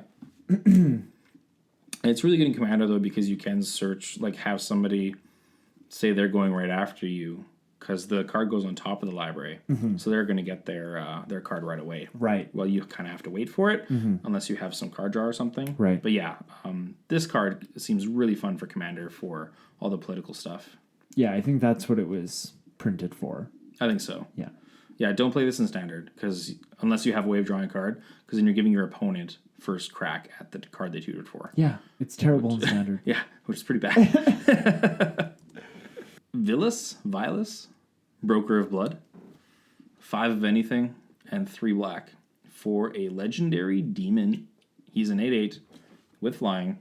You can pay 1 black, pay 2 life, : target creature gets -1/-1 until end of turn. And then whenever you lose life, draw that many cards. This card seems like a way to dig for combo pieces For sure. very easily. Yeah. And as you're digging for those combo pieces, you're killing people's creatures. Yeah. Yeah. And, even if you don't use his even if you don't use his activated ability to pay the life to draw cards, you can use other cards to do that. Yeah, exactly. And in Commander, anyway, you have 40 life. So you could, draw 20 cards, and if you're going to win the game, it doesn't matter what your life total is. Yeah. Yeah, I think this card is great. I don't know if I'd run it as a commander in any of my decks, but just a way to get those combo pieces. This is so powerful. Necropotence makes you lose life, right? Is that how that works? I think Necropotence, yes, it is lose life. So this Necropotence is... Double duty. Oh, that's disgusting. Yeah, they should have reprinted Necropotence in this set. Oh boy. Yeah, Necropotence and Zuran Orb. Yeah, sure. All right, moving on to black uncommons. All right. Blight Beetle. One of anything and one black for protection from green, and it's a 1/1. Creatures your opponents control can't have +1/+1 counters put on them. It's a decent ability. I kind of had it more in here for standard. There's like the Sultai deck, which has a lot of Explore, which puts counters on the creatures whenever they enter and stuff. This kind of just shuts that down. Absolutely. Yeah. Yeah, and you know there are several decks in Commander that shut down, like that are built around 1/1 counters. Oh man, my Animar. Yeah. The counters anymore. Yeah, shuts that down. Oh no. We'll cut this out of the show so players don't know how to deal with Animar decks. It's not like the deck has been around for however long. like years. Okay, the next uncommon is Thought Distortion. It's 4 and 2 black for a sorcery. This spell can't be countered. Target opponent reveals their hand. Exile all non-creature, non-land cards from that player's hand and graveyard. Ouch. So I've thought about this card for Commander. Yeah. Because it is 6 to cast. Yeah, it is. It can't be countered, but if you're up against a Spellslinger deck, this card is backbreaking. Yeah, because it's going to get rid of, like, their whole hand. Mm-hmm. Yeah. Yeah, generally. Yeah. Yeah. Even, like, enchantments and stuff, it's just non-creature, non-land. Yeah, an Enchantress deck. Yeah, definitely. Yeah. I didn't even think of that. Yeah. Or artifacts. Yeah, that Artifact too. deck, too. Ouch. Wow, I just keep thinking this card is better. Yeah. And if it could be countered, that'd be totally different. But that it can't be countered makes it so when you cast this, powerful. You're like, this is happening. This is sticking. Unless you have an unsubstantiate. Always. Which I think I'm the only one that plays that card in Commander. Because you'll just play this again. Yeah, exactly. Okay, we're going to move on to red. Sure. Red Mythics. The first one is Chandra Awakened Inferno. 4 and 2 red for a 6 loyalty planeswalker. And this spell can't be countered. 2 cards in a row. Can't be countered. We should just stop the show right here. Powerful. +2, each opponent gets an emblem with, at the beginning of your upkeep, this emblem deals 1 damage to you. -3, Chandra Awakened Inferno deals 3 damage to each non-elemental creature.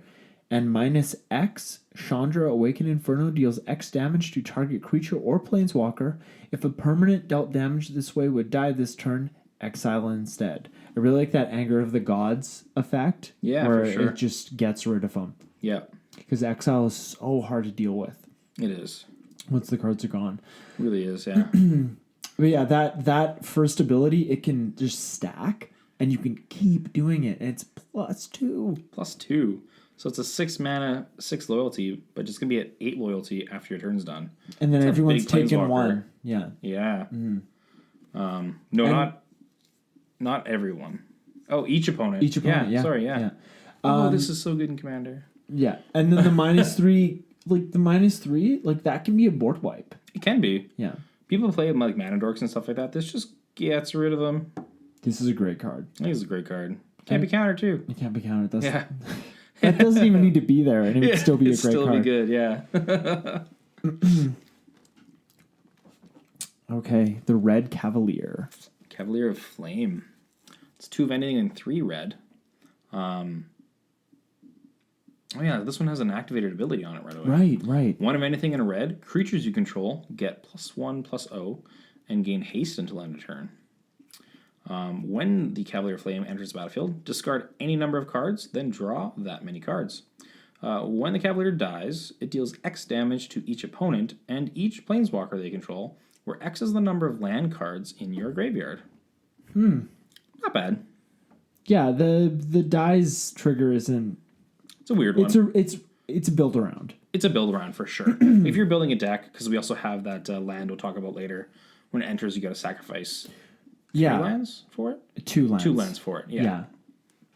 There's stuff like that. We do have Scape Shift in standard right now too. Yeah. So there's some stuff we have that it's putting lands in the graveyard. But as well, like even if you have like three lands in hand when you play this card, you get to discard those lands and get 3 more cards, more fuel for your deck. And when it dies, it deals a little bit of damage. That's fine. Yeah. But I think also like the activated ability, it is only +1, but it is also giving them haste as well. So if this sticks on the battlefield, pretty much just for an extra 2 mana, any creature you play has haste. And it affects the Cavalier as well on the turn that you play it. So you can give for 7 mana and all your creatures. It's haste. a 6/5 with haste. Yeah. Okay. Next, more Chandras. Well, this is the Chandra set. Ah, I thought it was Core 2020. You're right. Okay. The next rare is Chandra, Acolyte of Flame. 1 and 2 red for a 4 loyalty planeswalker. Her first ability is 0. Put a loyalty counter on each planeswalker you control. Her second ability... Each red planeswalker. Thank you. Each red planeswalker. Her second ability is 0. Create 2 1/1 red elemental creature tokens. They gain haste. Sacrifice them at the beginning of the next end step. So that's great with Angry Omnath. Her -2 is you may cast target instant or sorcery card with converted mana cost 3 or less from your graveyard. If that card would be put into your graveyard this turn, exile it instead. So I guess if you would cast it and like comes back to your hand or something after it's been in your graveyard. Yeah, if it has some stipulation like that or something, that's why they just make sure it's gone. Generally, it's just going to be gone. Yeah. Because when you cast a spell, it goes in your graveyard always. So if we just cast something out of our graveyard, it would just go back to the graveyard. Even if you buy it back? Well, look, it's just like... buyback go to the graveyard? I don't think so. After buyback's done, it goes back to your hand. So if you have a spell in your graveyard... As it resolves, it goes back to your hand instead of going to the graveyard with buyback. So if some way we had to recast that card from our graveyard and still be able to do buyback, it would go back to the hand. But buyback's an alternate casting cost. So if we're casting something with this, I don't think we can do the alternate casting cost as well. Yeah, I wonder. Yeah. But they have to stipulate that because if we just cast stuff out of our graveyard and it doesn't say it's exiled, you cast something in your graveyard, it just that's why they have to do that. Yeah. Yes. Because they know how degenerate we all are. Yes. Yeah, this makes me want to build a tribal red planeswalker deck. Sure, yeah. Just for this card. Yeah, with that 0 ability. That's amazing that it's just 0. Yeah. It's really good.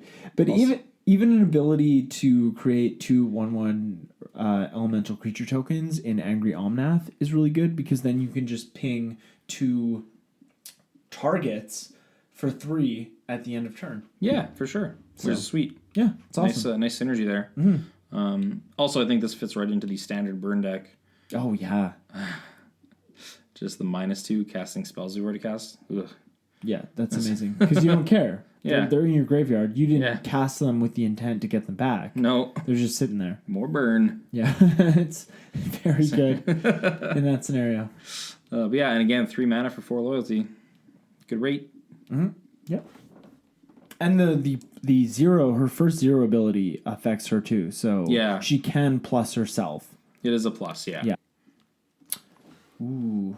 Like Drakuseth, Maw of Flames. It's like he's got like a mouth of flames. Look at that. This dragon looks pretty sweet. I do like the art a lot. I think it's done very well. So 4 of anything and 3 red for a legendary dragon. It's a 7/7 flyer. Whenever Drakuseth, Maw of Flames attacks, it deals 4 damage to any target and then 3 damage to each of up to 2 other targets. So you can like hit the face for 4 and kill 2 creatures, kill 3 creatures. Yeah, that might block. Yeah. like when you attack with this thing, it's before blockers are done. Mm-hmm. You can get rid of the flying blockers. You can get rid of annoying creatures on the ground. Yeah, this is a really cool card. Yeah, it's awesome. It's pretty powerful. He's really good. I think it's pretty powerful. We're just like sniping down 3 creatures just for attacking.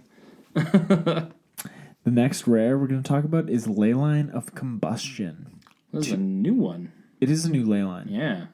2 and 2 red for an enchantment. If Leyline of Combustion is in your opening hand, you may begin the game with it on the battlefield.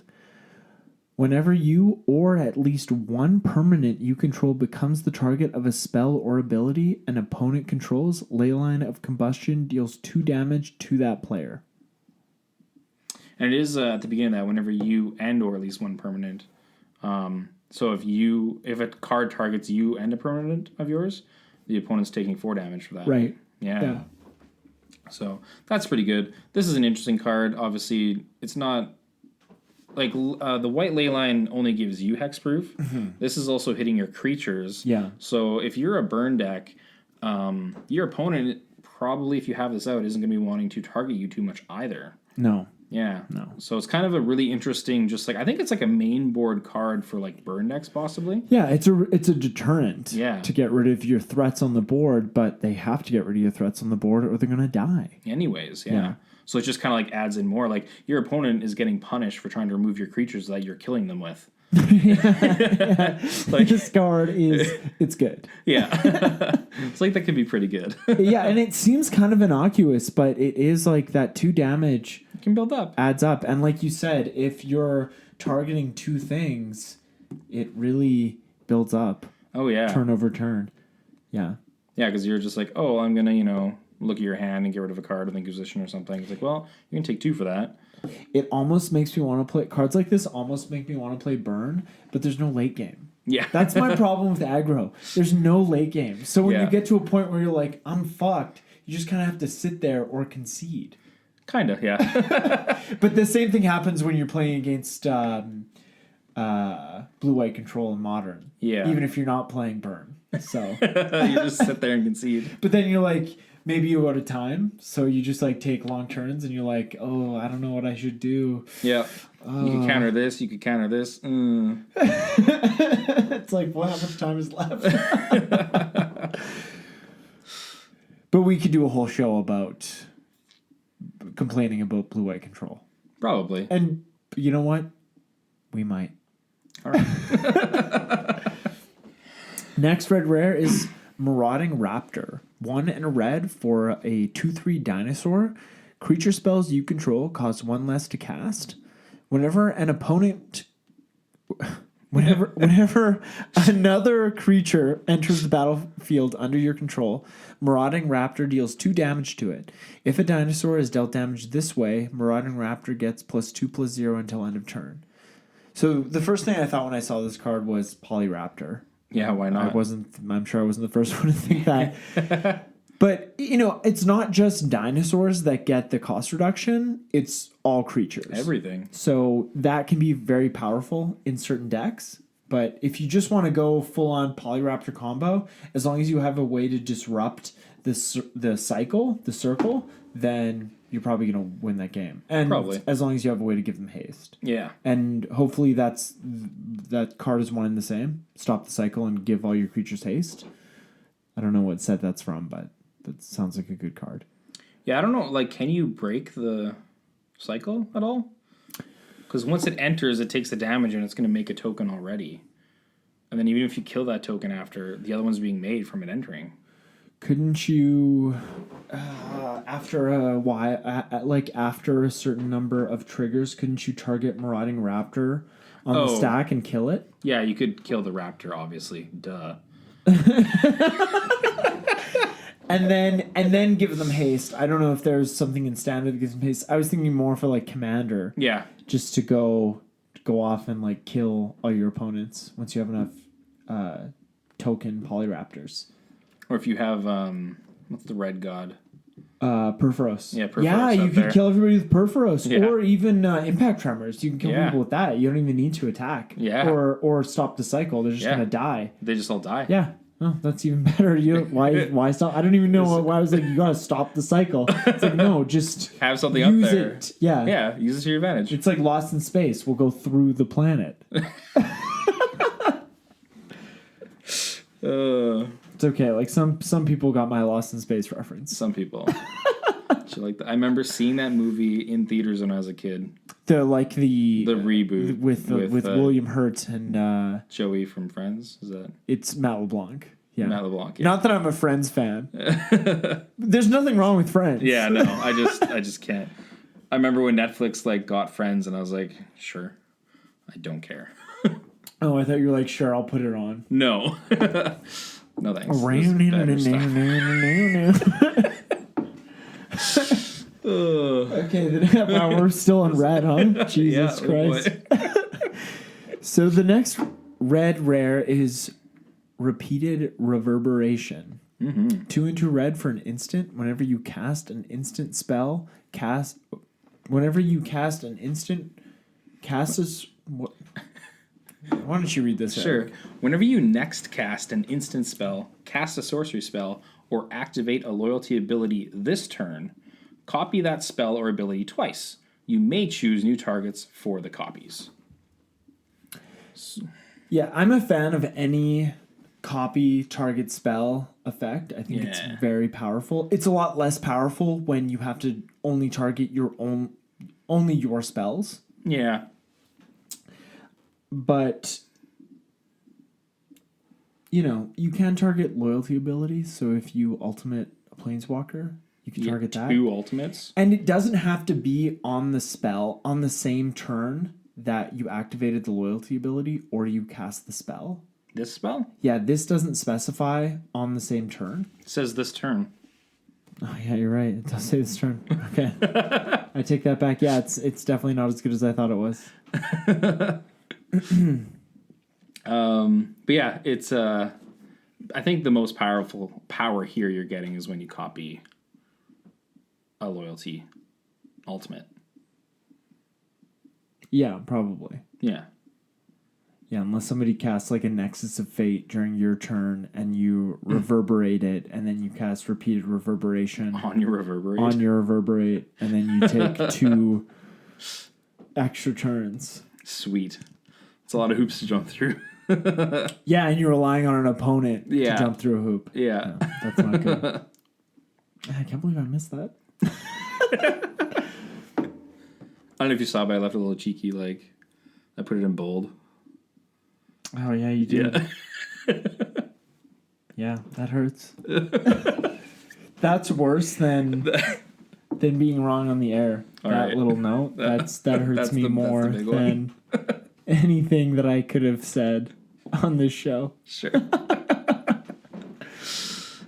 Moving on to uncommons. That's right. Chandra Novice Pyromancer. Number 3. And she has Chandra's regulator in the art. Oh shit, look at that. Yeah. Cool. That's a flavor win. It's more fun to say flavor fail because it's alliterated, but they can always be fails. Wins are good. They are good. She's 3 in a red for a 5 loyalty planeswalker. +1 elementals you control get +2/+0 until end of turn. Her -1 is add 2 red to your mana pool. And her -2 is Chandra Novice Pyromancer deals 2 damage to any target. It kind of seems like they're trying to push elementals in standard. It does. Because there's definitely been a lot of like elemental matter stuff. Yeah, yeah. There's even like a gold Gruul elemental right. that gives other elementals +1. Yes, yeah. It's sort of like a lord almost. Yeah, almost. Yeah. So, and with this, and then this more. Yeah.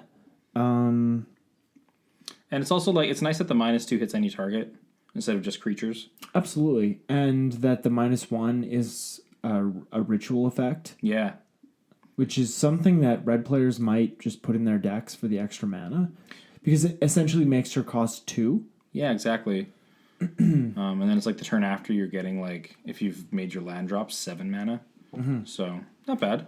Yeah, the only uncommon walker in the set. Yeah. This was one of the 3 Chandras were the first cards that were spoiled, and I think all of us weren't sure if we were going to see a bunch of uncommon walkers, if that was going to be an evergreen thing after War of the Spark, but I wasn't even sure if we were going to get like uncommon walkers like at all. If it was just kind of like War of the Spark thing. Once in a while you get them, but and we might get them as like a theme walker for the set, right? We might get like an uncommon, a rare, and then a mythic, and then still have the rest of the walkers only be at mythic. Yeah, like which is pretty cool. Yeah, it is. Like it. It is cool, and it's really flavorful. Right? Yeah. If it's, I was also going to say, I don't know if you're done there, but this uncommon planeswalker, all the uncommons from War of the Spark did not have pluses. That's they were right. Minus only. Yeah, they were minus only. This has 3 abilities for an uncommon planeswalker. No static ability. No static ability. Yeah. Right, yeah, because they all had static abilities. Yes. Yeah. Yeah. So, obviously the +1 is very narrow, but still. Yeah, you have to. Elementals matter. Yeah. But if you do the -1 5 turns in a row, That's a lot of extra mana. that is a lot of extra mana. Yeah. Yeah. Good card. Yeah. I like it a lot. Yeah. Okay, next uncommon. Chandra's Spitfire. 2 of anything in a red for a 1/3 flying. Whenever an opponent is dealt non-combat damage, Chandra's Spitfire gets +3/+0 until end of turn. So for a burn deck, this seems like a pretty dang good creature. Because you're going to be throwing spells at their face, which is non-combat damage, and then this gets +3 until end of turn. So 4/3 in the air. Yeah, that's huge. Yeah. You hit somebody with a lightning strike, which is 2 mana. That's 3 damage. This is now 4/3, and if you get this in, that's another 7 damage. Yeah, that's ouch. And Chandra's there. Yeah, Yeah, I like that. Flavour win. Okay, Dragon Mage. I just wanted to mention this card because it was downshifted from a rare. Yeah, It's 5 and 2 red for a 5/5 flyer. Whenever Dragon Mage deals combat damage to a player, each player discards their hand, then draws 7 cards. So it's Wheel of Fortune. yeah. It's cool. Yeah, just a cool card. I can see what's not rare. Okay, the next uncommon is Fry. It's 1 and a red for an instant. This spell can't be countered. Fry deals 5 damage to target creature or planeswalker that's white or blue. Cool. I wanted It's like color stuff. to mention this card because I think this is the most flavorful card of the set. It's Fry, and you just have the chicken feet. The flavor text is, "I'm afraid your dinner got a little overcooked." It's pretty good. Yeah. I like how you have the feathers around it too. Still, Yeah. just like yeah. yeah. Just a very flavorful card. I think this is also an interesting card because it reminds me of Roast, which is the same mana cost, but deals 5 damage to target non-flying creature. Right. That was really good removal at standard at the time. Yeah. So this one can hit flying now, but of course has a limit of white or blue. So I wonder if we'll get a card like Roast again, because 5 damage is pretty good. Absolutely. Yeah. And it can hit planeswalkers. This can hit Planeswalkers, which is actually pretty decent. Get out of here, Teferi. Yes, please. And it can't be countered, so deal with it. Yeah. All right, the next red uncommon is Goblin Ringleader. It's 3 and a red for a 2/2 goblin with haste. Whenever Goblin Ringleader enters the battlefield, reveal the top 4 cards of your library. Put all goblin cards revealed this way into your hand and the rest on the bottom of your library in any order. So this is finally modern legal. Yeah, I was going to say it's a reprint, but we didn't have it in modern before. No, we haven't. Yeah. So just one step closer to making mono red goblins playable in modern. I mean, I know it's playable, but I mean, like, push it up some tiers. Exactly. That's what I mean. Yeah. Because even like the 8-whack deck can have some surprising turns, and like you can die on like turn 3 or 4 from that deck. I have. Yeah. But it's quite inconsistent. It is, yeah. And I don't know if you saw this, but there was an image going around of Goblin Lackey as a potential like a fake card for Core 2020. Okay, I didn't see that. No, which would have definitely pushed the deck up quite a bit. Yeah, because you play that on turn 1, you can just put a goblin onto the field, which is great. It's very powerful. Very powerful. Which is probably why it was printed in Urza Saga. Yes. Notoriously powerful set. Yeah. Next up, we have the red artifact, Mask of Immolation. So 1 of anything in red. When Mask of Immolation enters the battlefield, create a 1/1 red elemental creature token, then attach Mask of Immolation to it. Equipped creature has sacrifice this creature. It deals 1 damage to any target. The equip cost is 2. So, do all these colored enchantment or all these colored artifact equipments have a stipulation that you have to attach the equipment to the creature token? It looks like it because I think there's only a white and a red one. Because blues was the portal, Right. and then I don't think we talked about the black one. It was really expensive, and I didn't think it was very playable. Yeah, it was like 6 mana. Yeah, it was bad. Yeah. Yeah. This card I find is still not that good. If you have an elemental deck, it might be a little bit better. I was just putting this here because I was going to say, like, this card is bad, and I'm going to say it's bad, but then I'm going to lose to it in standard because someone's going to equip their creatures and get in that last, like, couple points of damage, and I'm going to feel sad. Yeah. Yes, probably. Yeah. So you just wanted to get that on the record. Yeah, I did. Moving on to green. All right. First green mythic is Vivian Archebo Ranger. 1 and 3 green for a 4 loyalty planeswalker. Her +1 is distribute 2 1/1 counters among up to 2 target creatures. They gain trample until end of turn. Her -3 is target creature you control deals damage equal to its power to target creature or planeswalker. And her -5 is you may choose a creature card you own from outside the game, reveal it, and put it into your hand. Karn for creatures. That's what I was thinking. Yeah. Yeah. I think this card is just like how Johnny was just all power. This is all power.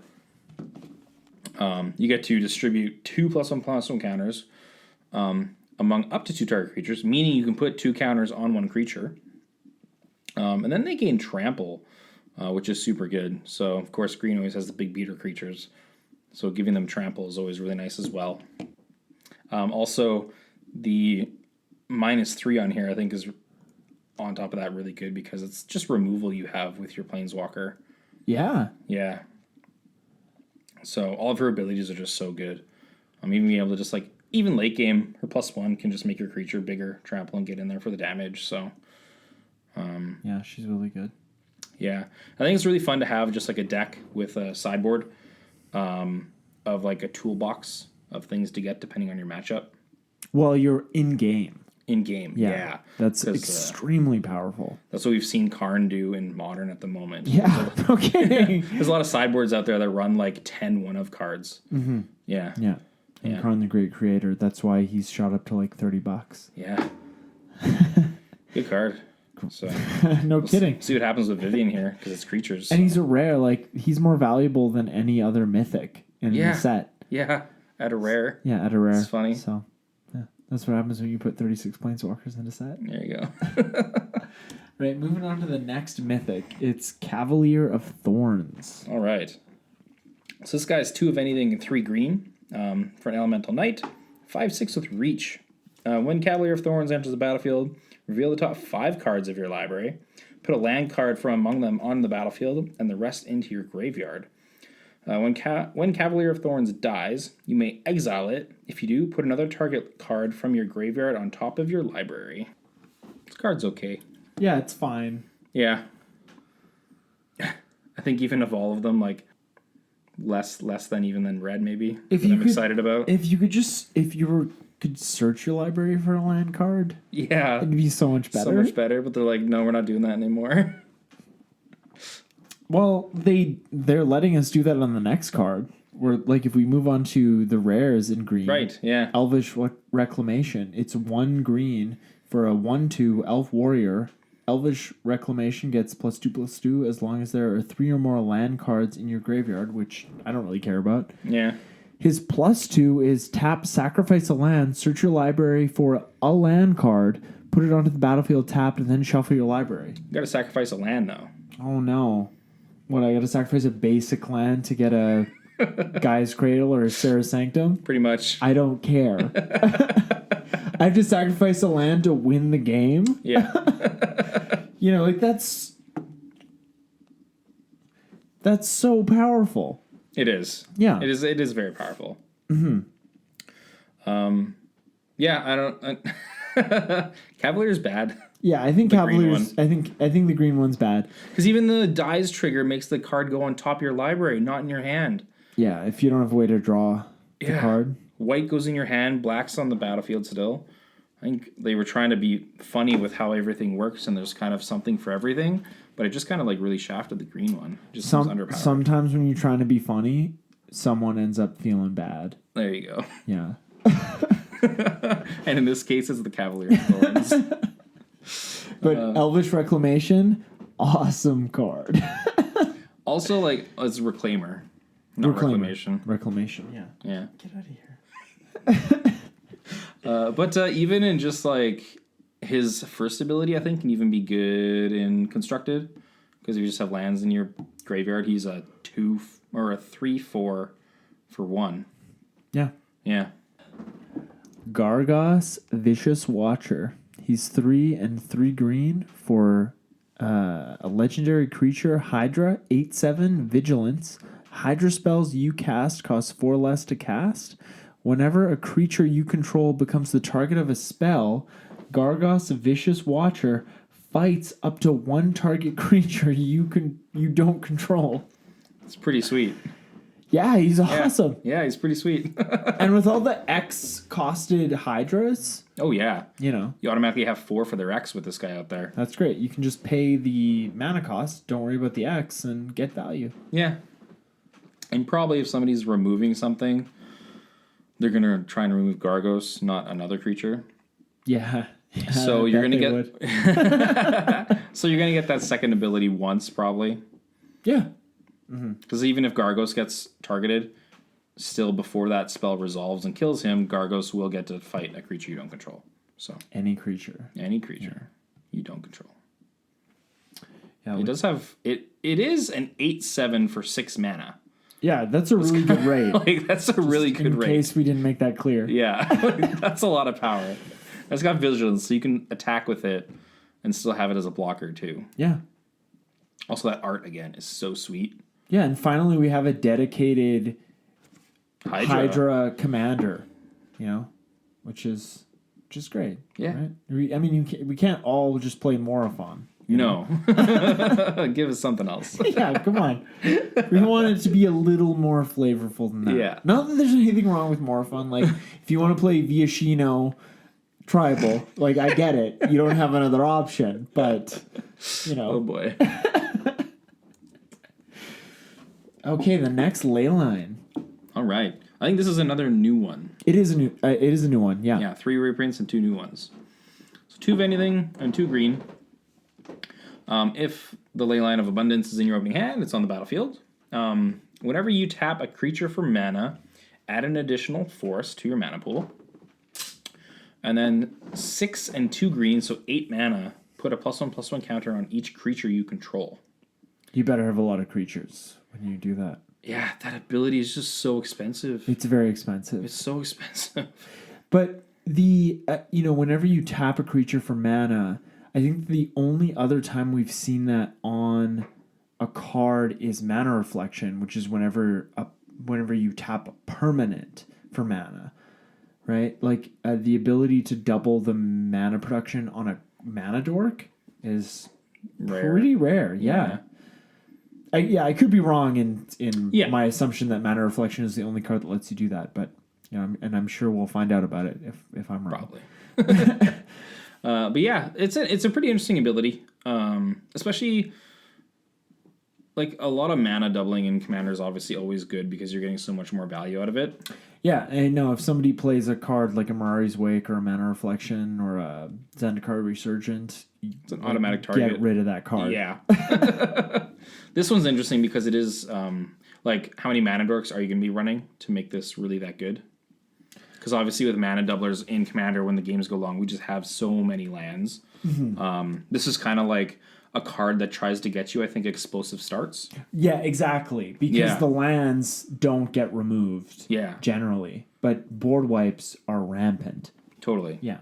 So if we get this on the battlefield from our starting hand, have elves and stuff that tap for 1 right away, right? We're getting some pretty good advantage there. So I think this card can be good in the standard because Llanowar elves we have. There's also Paradise Druid, which is a 2-drop. Right. There's another one that I'm forgetting that's a 0/2. The taps for mana. It taps for a mana of anything that your lands can produce. And you pay 2 green and 3 of anything to evolve it, and then it gets 3+1/+1 counters on it, and you tap it for 3 mana. Is that a card from the Ravnica Yes. block? Yes. Are we still doing blocks? I never know. I don't know either. But yeah, if you have this in your starting hand, I mean, like, you play a couple creatures, you got, like, I don't know, 6 mana on turn 3 or something like that. It can be pretty ridiculous. Yeah. Yeah. Okay, next rare. Rar. Night Pack Ambusher. So it's 2 of anything and 2 green for a 4/4 wolf. This wolf has flash, and other wolves and werewolves you control get +1/+1. At the beginning of your end step, if you didn't cast a spell this turn, create a 2/2 green wolf creature token. I like this card a lot. And it has a couple callbacks as well. Yeah. Yeah, because like the whole at the beginning of your end step, if you didn't cast a spell, that's how the Wolves would transform. Yeah. But now we just get another wolf on the battlefield. Yeah. And it gets +1/+1. You can also, I love how it has flash because we can hold our mana up. If someone thinks they can attack in for free, you can pop this guy out and probably kill their creature they're attacking with. Yeah. And in standard, there's Tolsimir, I think Friend of Wolves. Yeah. Yeah, that makes another wolf. And we also have a werewolf planeswalker. Right. Arlen. She makes werewolves. Yeah, that's right. Yeah. So I think you can kind of do like a little bit of a werewolf tribal or wolf tribal in standard right now. Yeah. And this is the card you needed because it's a Lord. It's a lord that makes more wolves. It's a lord that makes more wolves with flash. Yeah. It's really good. I think it's a really good card. Yeah, go out there and play standard and be a wolfie. Yeah. And again, if you're doing the wolf werewolf tribal in Commander, throw this card in there. Yeah. Automatically. You need it. You need it. The next rare is Shared Summons. It's 3 and 2 green for an instant. Search your library for up to 2 creature cards with different names. Reveal them, put them into your hand, then shuffle your library. So if this card was sorcery speed, I would say it was not great. Yeah. But because it's instant. Because it's instant and it, cards with different names, you're running a commander deck, you don't, unless it's basic lands, you don't have any cards with the same name. Yeah. So this is just a great card in any creature-based green commander deck. I love this card. It's tooth and nail without the nail. Exactly. Yeah. Yes. Yeah. Yeah. Awesome card. Pick these up. They are not going to be expensive. Yeah. Yeah, like any green deck running this should definitely pick this up because, it tutors your win con at your opponent's end step and then you just win. Mm-hmm. Yeah. Definitely. Yeah, awesome. Oh, this card. This is a fantastic card. All right. It's Shifting Ceratops. It's 2 and 2 green for a 5/4 dinosaur. This spell can't be countered. Protection from blue. You can pay a green. Shifting Ceratops gains your choice of reach, trample, or haste until end of turn. All right. So I thought this card would be a good sideboard card against blue-white control. Obviously, they can just Path to Exile it, but yeah, still. Still, it definitely dodges a lot of stuff. Yeah. Yeah, and like it's a 5/4 for 4. 5/4 for 4 is pretty good value. Yeah. In modern, like Green Stompy, you'll definitely want to run this card. Yeah. Yeah, protection from blue is really good. Mm-hmm. Can't be countered. Which too. is also kind of protection from blue. Yeah. Before it gets onto the battlefield. Like this is coming out no matter what, which is awesome. Yeah. And also for standard, it's nice because what is he? Carnage Tyrant was the can't be countered hexproof. Right. And so he'll be leaving. But we will still have this. It's less powerful than the Carnage Tyrant, but still good for standard, I think, because if you are against that control deck, this will be good to sideboard in. Mm-hmm. Yeah. Yeah, great card. This is one card that I'm going to follow on the financial side, and just I'm not like specking on it, but I'm curious to see What happens with this one? how it goes. Yeah. Yeah. Yeah. It's just an interesting card. Yeah. Okay, next rare. Voracious Hydra. Got more Hydras in the set. So it's X and 2 green. It's a 0/1 with trample. Voracious Hydra enters the battlefield with X when one counters on it. When Voracious Hydra enters the battlefield, choose one. Double the number of +1/+1 counters on Voracious Hydra. Or Voracious Hydra fights target creature you don't control. I think the abilities are pretty neat. Yeah, any spells that are modal like this are always good. You know, if Oh, yeah. you know, you can do different things with them, obviously. Even in like this is definitely going to be see play in standard. You get a bigger creature that just fights something, but if you don't need to kill something, you can just double whatever its power is really going to be for what you're paying for into X. And yeah, it's still like for those commander decks that are running mainly green. This is a neat removal spell. Yeah, which is something that green has trouble with, removing creatures from the board. Yeah, so because you do get a creature along with your removal spell, so that's always good value. Absolutely. Yeah. Yeah. You just want to have a removal spell. You want to get a little body for it. There we go. Okay, moving on to green uncommons. Yeah. This is the Barkhide Troll. So he's 2 green for a 2/2. When Barkhide Troll enters the battlefield, the Barkhide Troll enters the battlefield with a +1/+1 counter on it. Yeah, you can't do anything about that. Yeah. So this is really a 3/3 for 2. And you can pay 1 mana to remove a 1/1 counter from the Barkhide Troll, and Barkhide Troll gains hexproof until end of turn. Try saying Barkhide Troll 10 times fast. Like, don't do it. No, Eric, don't do it. But Listen up, everybody. But yeah, I think this is obviously when we get to the uncommons, it's mainly standard stuff.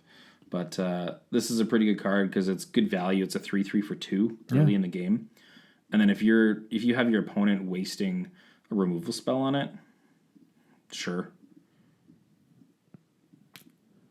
yeah. Yeah, And then you can just give them hexproof. exactly. So if they have to hit it twice to kill it, Probably don't spend a removal spell on this. but like against like red burn, like if you have a 3/3, it's hard for them to get through it. Yeah. And so they're going to want to kill your creature.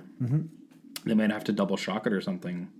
Oh, yeah. Yeah. That's rough. Yeah. So Mono Red Burn's definitely going to hate seeing this card, I think. Yeah, it's cool. Trolls. What are you Yeah. going to do? Yeah. What a troll, hey? All right, next uncommon. Howling Giant. He's 5 of anything and 2 green. He's a 5/5 with reach. Stats could be better. But when the Howling Giant enters the battlefield, create 2 2/2 green wolf creature tokens. So that's 9 power for 7 mana. Yeah. Yeah. So the stats could not be better. And we're getting some more wolves for that wolf tribal. That's right. Yeah. Decent card. Yeah, he's not a wolf. He could have been a giant werewolf. Oh, Which giant would've werewolf counted. druid. Yeah. Yeah. I Yeah. don't know if there's enough space for they might have had to lower the font on that one, but That'd be maybe. cool. Yeah. Maybe. Okay, the next one is a reprint from Guild of Ravnica. Oh, is it? Yeah, this is still in cool. standard. Nice. Or it was in standard. This is a new card. Yeah. Might of the Masses is 1 green. Target creature gets +1/+1 until end of turn. For each creature you control. This is just a really good way to finish off your opponent. Yeah, absolutely. You have a token deck, attack with them all. Whatever they don't block, put this on there. You're like, oh yeah, it's +10/+10, you're dead. Yeah, we've all been in that situation. Yeah. Hey, you're dead. It's like, I don't know why you're doing math. It's over. You have 5 health and I have 12 creatures. It's like when you play a Torment of Hailfire and they start counting their lands. It's like, no, it's non-lands. It's non-lands. You can't. It's over. It's 90 damage. You're done. You're gonna die.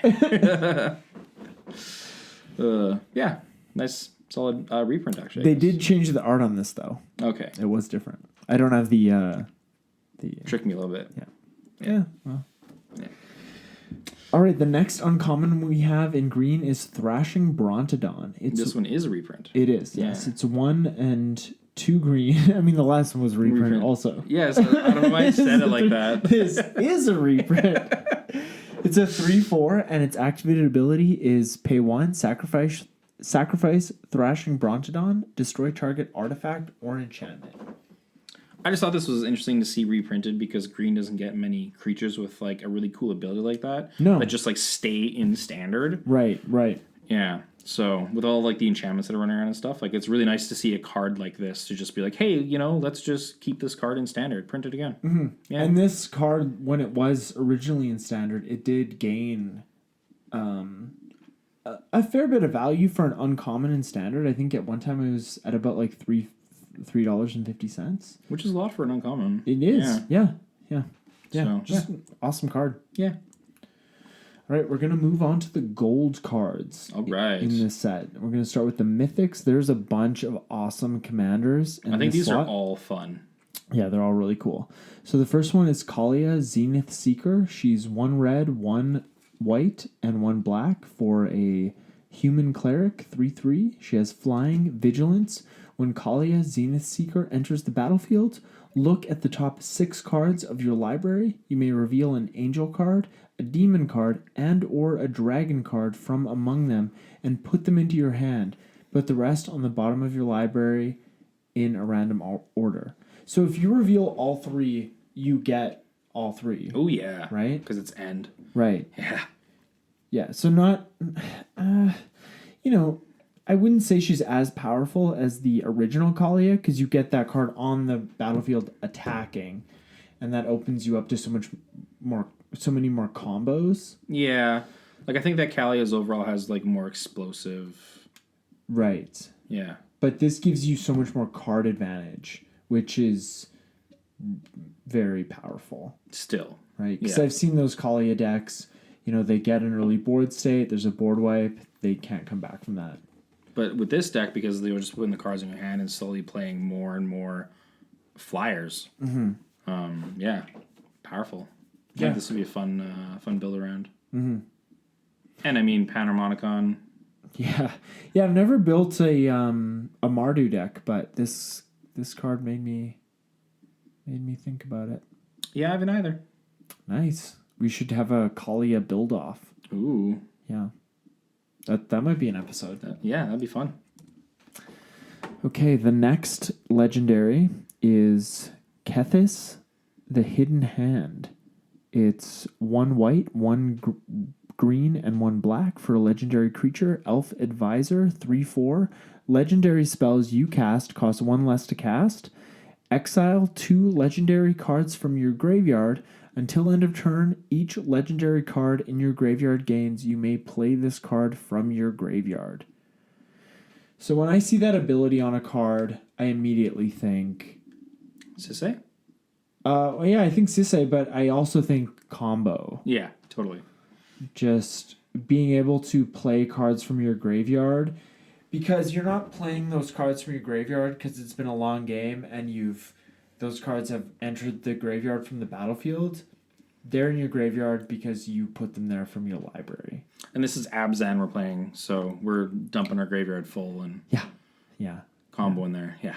So, yeah, I think there's a lot of that in this card, which is super fun. Yeah. I can't wait to see this card on the battlefield as a commander. It's just this is a very much a commander card. Hands down. It'll be interesting seeing played as well because it's not something where you can just grind out and keep using that ability because you do have to exile 2 legendary cards from your graveyard to be able to cast them. No, it is you are closing out the game when you do that. Yeah. Right? Or you are making a big power play when you do that. Yeah. Yeah.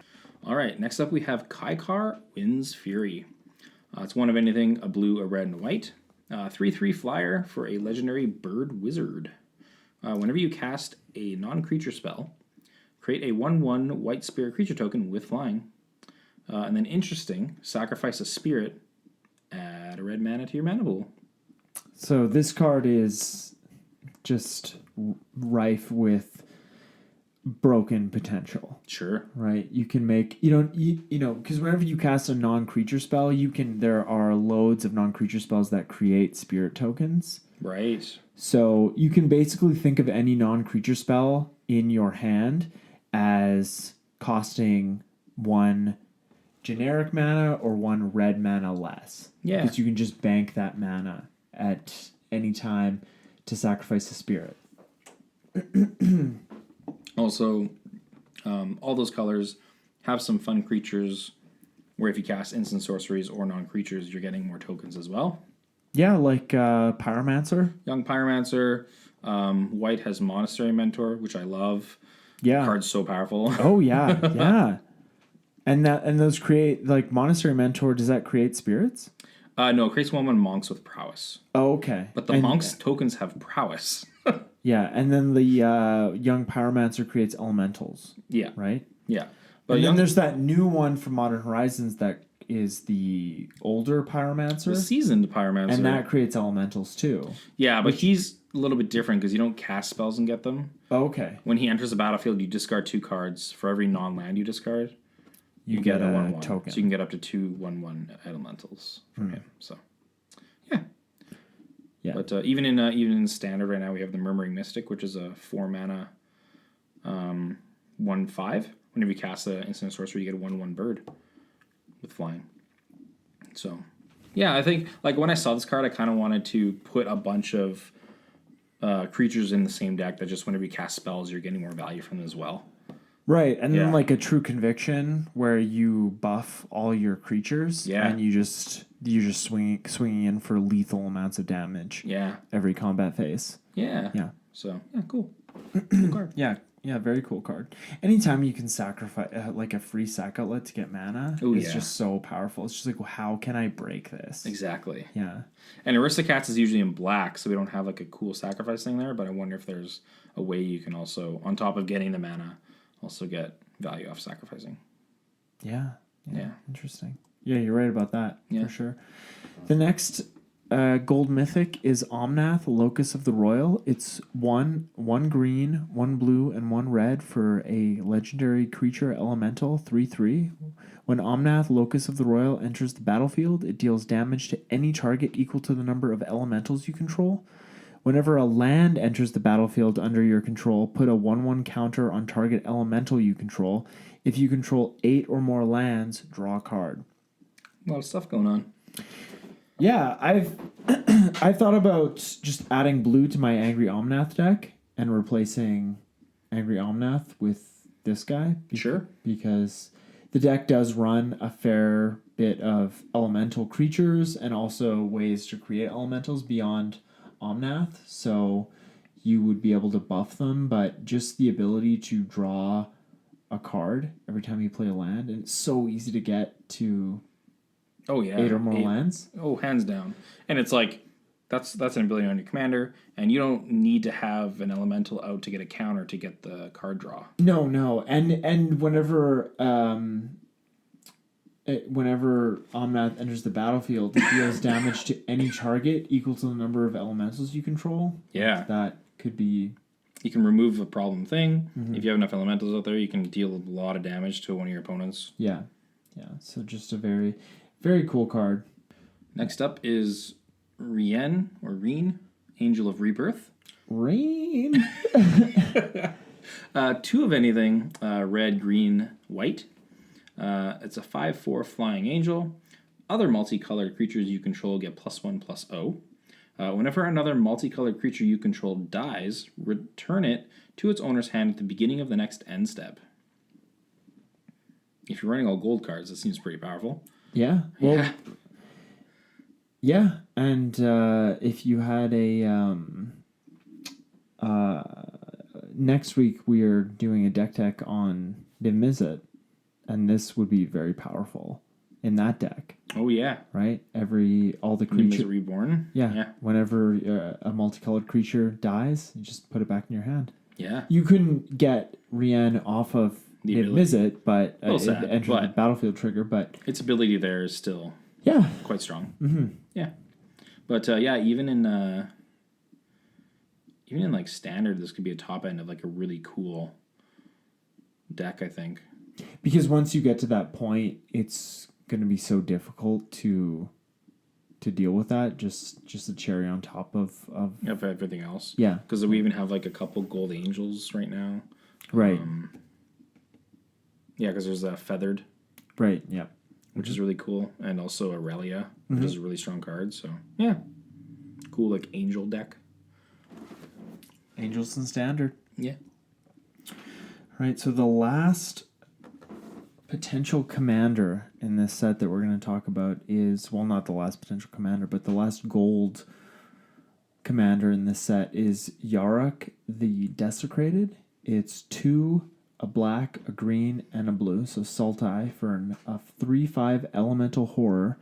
It has Death Touch, Lifelink, and if a permanent entering the battlefield causes a triggered ability of a permanent you control to trigger, that ability triggers an additional time. That sounds like Panharmonicon. Yeah, but better. But It's better. like, hey, Sultai decks, did you not have enough good commanders? Here you go. You did. Well, here's another one. Yeah, this card is just, it's like, I would build a deck around this, but I feel like the most decks are going to be built around this commander out of this set. So I might wait like a year and then build a deck around it. Sure, yeah. Because it's just going to be so popular. It probably is. I want to build one. Yeah, I want to build one Instantly, too. yeah. Yeah, of course. It's just so much value. Also really like the flavor text. Yarok grieves within the waste of Balaged's corrupted land. Lament for Balaged. That's right. That's Eldrazi. That's what. Yeah, like Bane of Balaged. Yeah. Yeah. Yeah, just a super cool card. It's like, would you like Panharmonicon to be your commander? Yeah. Yeah. Oh, it's better? Great. Oh. All right, let's move on to the uncommons. All right. So we have Empyrean Eagle. 1 of anything white and blue for a 2/3 flying bird spirit. Other creatures you control with flying get +1/+1. So we were talking earlier about there could be a flying deck in standard. That's right. Yeah. This is a lord for that. Yeah. Yeah. And unlimited. And in limited. Yeah. What were those creature types again? Spirits? Yeah, look at that. This is kind of like another lord for spirits in modern. Yeah. Yeah. Oh boy. Oh boy. Yeah, that's good. Yeah, it seems like a good card. I think that card's just going to see play everywhere. Yeah. It's just a solid uncommon. I think you're right. The next uncommon is Moldervine Reclamation. It's 3, a black and a green for an enchantment. Whenever a creature you control dies, you gain 1 life and draw a card. Wow. So just sacrifice outlets, tokens. Let's go to my Golgari deck. Yeah. Right away. It's just a great. It's just so much. It's like 5 mana, but you know, if you can play this and then in the same turn sacrifice 3 creatures. You just draw 3 cards, and you're getting life too. Like, yeah, this card's fantastic. This is actually so good. I can't believe it's an uncommon. Yeah. It's really, really good. Okay, the next card is Risen Reef. It's 1, a green and a blue for an elemental 1/1. Whenever Risen Reef or another elemental enters the battlefield under your control, look at the top card of your library.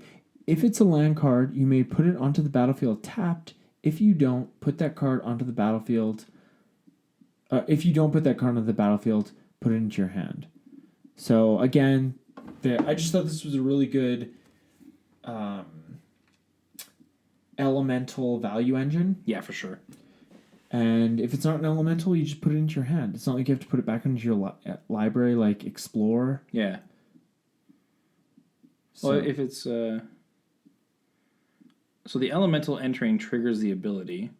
If it's a land card, it's on the battlefield. And if it's not a land, it's just in your hand. Yeah. Nice, yeah. All right. Yeah, they're really pushing elementals. In this set. A lot of... This is the first elemental, though, that I think that's had blue. Yeah, you're right. There might be some other, like, I mean, like, commons and stuff. like Omnath has blue. But, Omnath has blue, obviously, we just talked about. Yeah. But that's kind of like more like for commanders that we're looking at, like standard. in standard. Yeah. Like all the other ones are like red and green. Yes. It's interesting. Yeah, so. they are. But this could still be like throw this in the Omnath deck, and it's just extra value if you're just playing elementals and stuff like that. Yeah. Nice little card. It is a nice little card. Look at that. All right, let's move on to the artifacts. Sure. Colorless. Colorless cards. Bag of Holding. It's one We mana. playing D&D?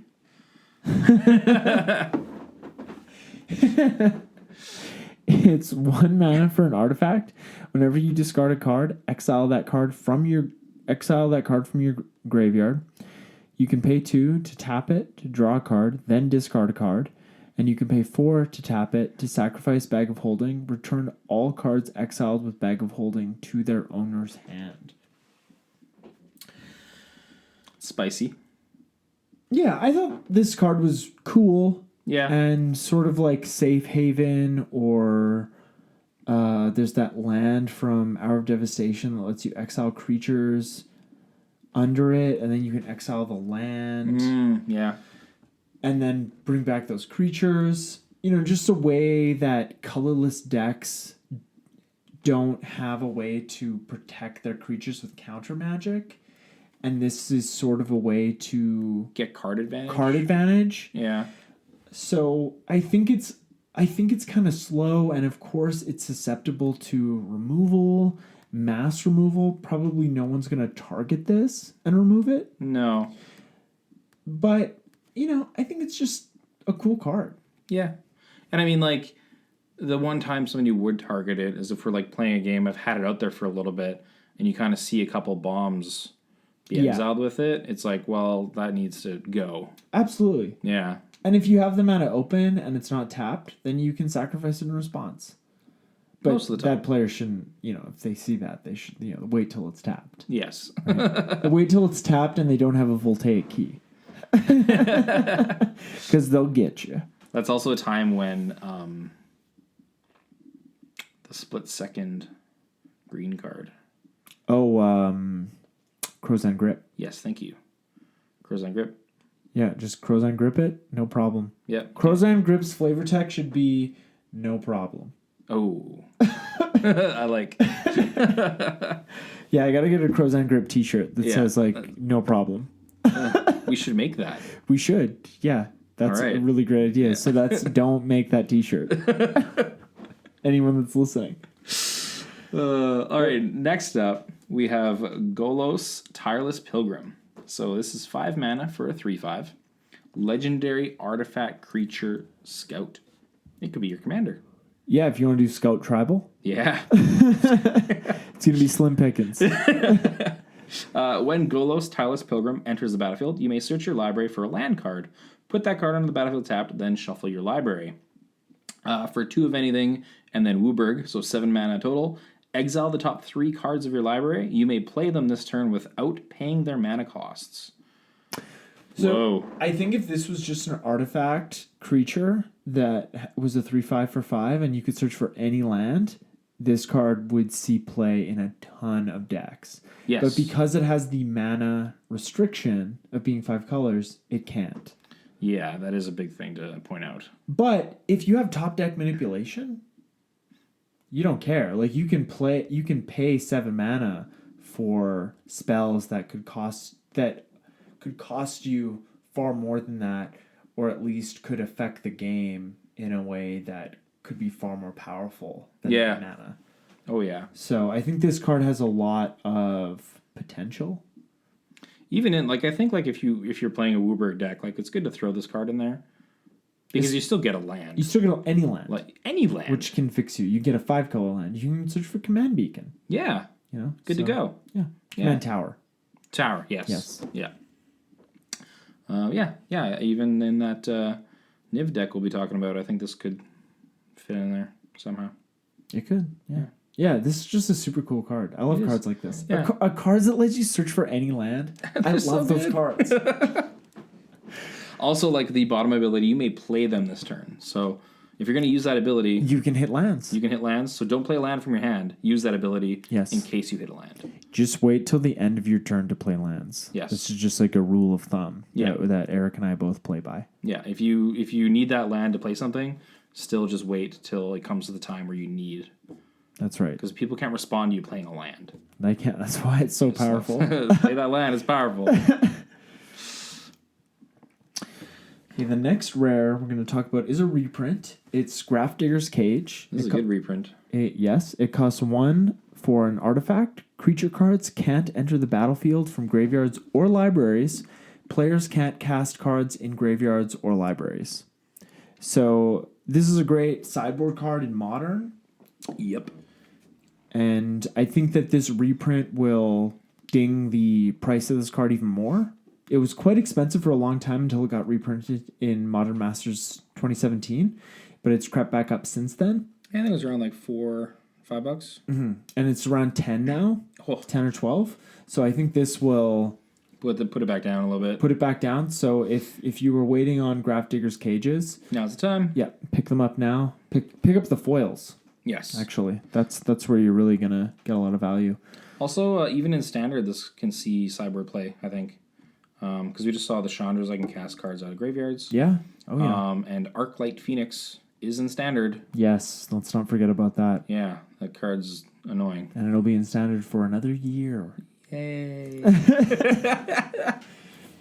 Yeah. So just great card, great reprint. Yep. Okay. The next rare is Mystic Forge. It's 4 mana for an artifact. You may look at the top card of your library anytime. You may cast the top card of your library if it's an artifact card or a colorless non-land card. And you can pay 1, or you can tap, pay 1 life, exile the top card of your library. Ooh. Yeah, this is just, I see this and I think Future Sight or more like Experimental Frenzy for colorless decks. Exactly. Like your Kozilek decks or your... Even a deck that's not... the commanders in colorless, but you have an artifact deck like Urza, and you just want to cycle through your deck faster. Yep. I think this card's actually really scary, because unlike Experimental Frenzy, where if you just hit like a couple lands, you're fizzled. Yeah, and you can't. And with Experimental Frenzy, you can't play cards from your hand. Yes. But with Future Sight or like Vizier of the Menagerie, you can continue to play cards from your hand. And no one else can... Well, with this card and Experimental Frenzy, no one gets to see the cards on the top of your deck. Yeah, only you do. Mm-hmm. But yeah, so that's the thing about this one. The ability at the bottom can let you get around those lands that you keep hitting, right? Yeah. And then if you're playing an artifact card or deck, you'll probably have some ways to untap artifacts and stuff. Yeah. So you can just continually reuse that ability to play as many cards as possible. And get rid of that dead card. Yeah. Yeah, over and over again. Yeah. Yeah, if you have like a Paradox Engine or a... what's the one with Imprint? Isochron Scepter and Dramatic Reversal? Ugh. Yeah. Yeah, this card is really cool. It's really cool. And I really like the art because it's like he's putting a pizza into one of those stone pizza ovens. Sure. I mean, I think that's how a blacksmith could look too. Yeah, it's probably a pizza oven. Okay, sure. He's just hungry on the job. Yeah. Yeah. Yeah, you could use a blacksmith oven for pizzas. You could, yeah. I just might have a little bit of a metallic taste. Yeah, that's fine. I mean, meat has kind of a metallic taste because of all the iron. All right. Yeah, but this is a really cool card. It is. Combo potential maxed. Okay, another reprint. Steel Overseer. 2 mana for a 1/1 artifact creature construct. You tap it and you put a 1/1 counter on each artifact creature you control. This is... Affinity? Thank you. Yeah, we've all been on the receiving end of Affinity with this card. This is a really good card. It's great. Yeah. Nice to see reprint because this card was $25-$30. Yeah, it was getting way too expensive for this kind of card. Yeah. And it's not going to really do much in Standard. No. Like, I do want to play an artifact deck with this in there now. Yeah. But it's still not going to break anything. No, it's not going to be like the artifact lands from Mirrodin. No, not at all. So it's fine. It's fine to have it in Standard. Yeah, of course. Totally. I think WotC is really figuring out what they can reprint. I think they really got it down with these core sets. Yeah. Because they're giving us needed reprints for Eternal formats and they don't really affect standard. Yeah. Which is I think that's the art of reprints, because they've said, no more master sets, so they got to cram all this stuff into, I guess, regular standard sets. Yeah. Next, And so far, these core sets have been looking nice for that kind of stuff. next is Zendikar fetch lands. Yeah. Though, I mean, they said no more master sets, but we're still going to get stuff like Modern Horizons. Right. Which is like Yeah. a supplemental set for Yes. whatever. Yeah. Exactly. Are we going to get Eternal Horizons? Yeah. Yes, I think so. That's like asking if Hasbro likes making money. Sure. Okay, we're moving on to the uncommons. Or was that also an uncommon? No, that was a rare. Okay. Yeah. 3 mana is the Diamond Knight artifact creature Knight. It's a 1/1 with Vigilance. As Diamond Knight enters the battlefield, choose a color. Whenever you cast a spell of the chosen color, put a +1/+1 counter on Diamond Knight. That's interesting. If you have like a monocolored commander deck, it's just a creature that's going to sit there that gets big. Yeah, until somebody board wipes. Until somebody board and then wipes. it's gone. Yeah. That's like with any creature, though. It's not big right away, though, I see what you're saying. Yeah. Yeah, or like other creatures you can get value off of right away, and even if they board wipe, it's... Yeah. not a But big again, deal. it's an uncommon. Just in a spell slinger deck, this might be kind of cool in standard. Oh, yeah. Yeah, definitely. I Yeah. totally agree. All right, last artifact uncommon. Manifold Key. That was pretty good. We said good. that I like almost that. in tandem, yeah. It's 1 mana for an artifact. Pay 1, tap, untap target artifact. So Voltaic Key, which I love. Yep. Pay 3, tap, target creature can't be blocked this turn, which is also an awesome ability in Commander. Huge. So it's got everything. Yeah. If you like Voltaic Key and you like Rogue's Passage or Key to the City, just like toss this in there. Yeah. It's awesome. How much does Rogue's Passage cost? 4. 4? Yeah, So this it is costs even- 4 to activate. Yeah. You have to pay 1 for this one, but the activations are going to be saving you in the end. Yeah, absolutely. Yeah, awesome card. Yeah, I like this one a lot. Yeah, I bet it's going to look good in foil. So Yeah. Grab Get 'em that up. full right away for your commander deck. locks want to be opened and treasures want to be free. Narex Slipfinger, Master Thief. Yeah, Slipfinger. That's a great nickname. That's pretty good. If you can get your friends to call you Slipfinger, you made it. Okay, let's move on to the lands in this set. We're going to talk about they did the enemy scry lands. They reprinted them from the Theros block. Yeah, it's pretty interesting, I think. Yeah, it's... Yeah. I mean, they were like... Some of them are almost $3, so Yeah. it's good that they reprinted them. And We'll see what they do in standard, I think. yeah, well, we have the Shocklands. We do have the Shocklands, but these scry for the ones, so... And it's like if you're doing, like, still trying to do tricolor and stuff, these still tap for 2 mana. So instead of having those other lands that just enter for nothing, this does get you a scry. Yeah, and they did do new art on these. Yeah. It just look cool. Some of them do look cool. Yeah, Temple of Triumph. That looks... I really go back. Yeah, I like the Temple of Silence. Yeah, That one's nice. That's very cool. I like the Temple of Mystery. It's like on the side of a waterfall. Yeah. Yeah, I don't even want to think about the contracting work that went into that. Making that? Yeah. I mean, gods. Yeah. Because there's just space underneath the... Yeah. Oh, water. yeah, there's just space. Yeah, that's just gods. You're right. Next up. Yeah, Field of the Dead. I think this is a pretty cool land card. So it enters tapped. You can tap it for colorless. Whenever Field of the Dead or another land enters the battlefield under your control, if you control 7 or more lands with different names, create a 2/2 black zombie creature token. So, I mean, Commander, we have a lot of different lands with names. Definitely. This would just end up being... Just a token producer. Yeah. Yeah. Just extra value for your land drops. Yeah. This is a decent utility land slot. Because even basics will create the zombies. You just need to have a total of 7. Yeah. It's 7, right? Mm-hmm. Yeah. Yeah, then you just get a 2/2 zombie for each land you play. Sure. Why not? Yeah. Just chump blockers. Yeah. Yeah. It's good. All right, the last rare land we're going to talk about is Lotus Field. So this land has hexproof. It enters the battlefield tapped. When Lotus Field enters the battlefield, sacrifice 2 lands and Lotus Field taps for 3 mana of any one color. So I immediately thought of Lord Windgrace because you sacrifice the 2 lands, and then you use his minus ability, and you bring them right back. Oh yeah. So it doesn't even matter, right? Yeah, not at all. And again, with any of the cards with Lotus in the name, there's always 3 mana.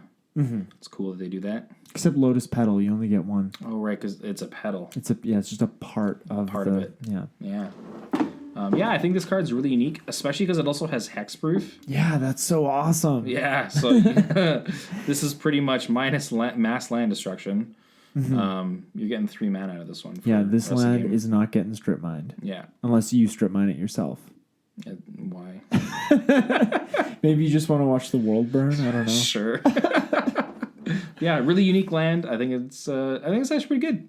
Yeah, it's awesome. I think it's going to see extensive commander play. Yeah. All right, moving on to uncommons. Cryptic Caves. It's a land that can tap for a colorless, and you can pay 1, tap it, sacrifice Cryptic Caves, draw a card, activate this ability only if you control 5 or more lands. So when I saw this, I thought of, again, Lord Windgrace, but also lands matter decks where you're sacrificing and juggling lands from the graveyard to the battlefield to your hand a lot. Oh, yeah. And it's just a repeatable card draw engine that costs 1.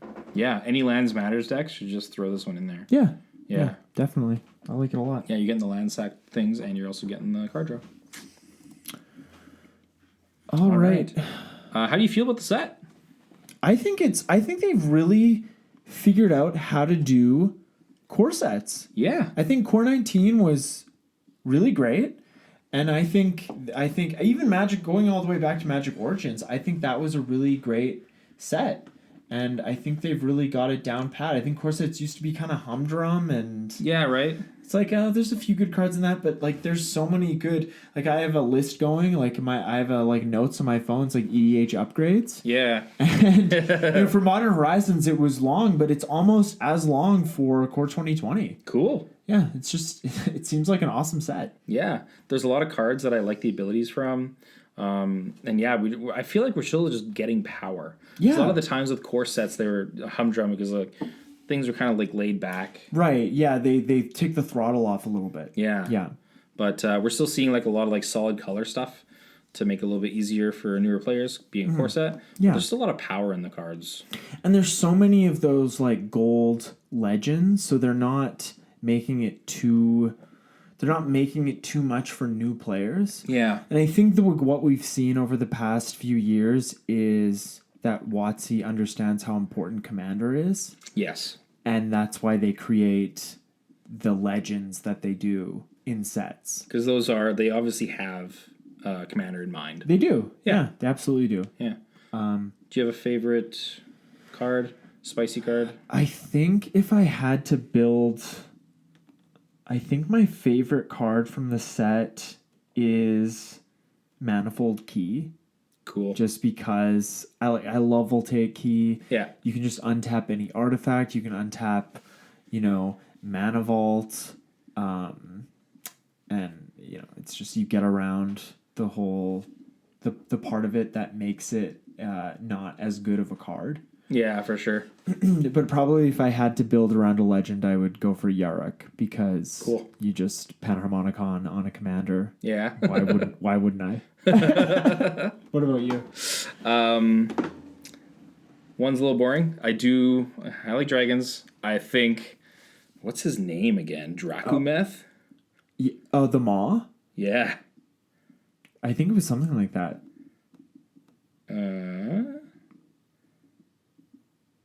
Dracuseth. Maw of Flames. Yeah, the art's so cool. It is, yeah, it's awesome. And even in Commander, it'd be pretty decent. You can take out 3 things when it attacks. That's pretty sweet. Oh, yeah. Yeah, but for the legend that I really want to build around is the... that's the bird. Oh, Kaikar. Yeah, I like Kaikar. I definitely want to try out him leading a Commander deck for sure. And do you think you'd go just... token value, or would you use his sacrifice outlet to create enough mana so you could combo off? My initial thought was just going for the token value, seeing if that could be kind of fun. But just tokens in general, not just spirits. Yes. Yeah. Yeah, I go for all the tokens. I love my Necessary Mentor. I throw the Pyromancer and stuff in there. Yeah, Mix the yeah. birds and stuff. And there are probably other creatures that do that too. Oh, so yeah. just some spell slinging stuff. And Yeah. Probably more flying stuff for evasion. Yeah, just chip damage throughout the game. Yeah. Throw that Empyrean Eagle in there. Yeah. Yeah. That's a good card. Yeah, it is a good card. Cool. Yeah, well, this is a great set. I'm looking forward to it. I'm actually looking forward to drafting it, and that's not a very common thing with core sets. Core sets, yeah.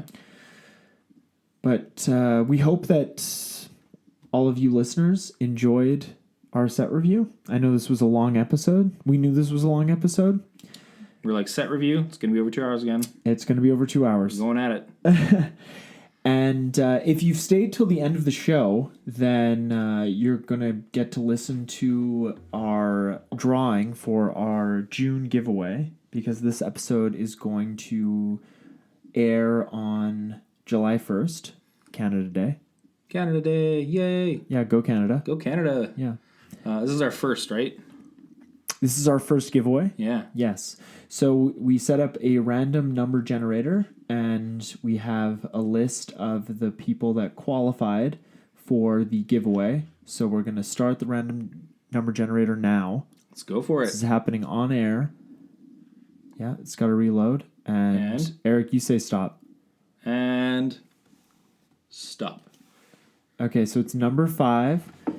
So it's K Boulette 08.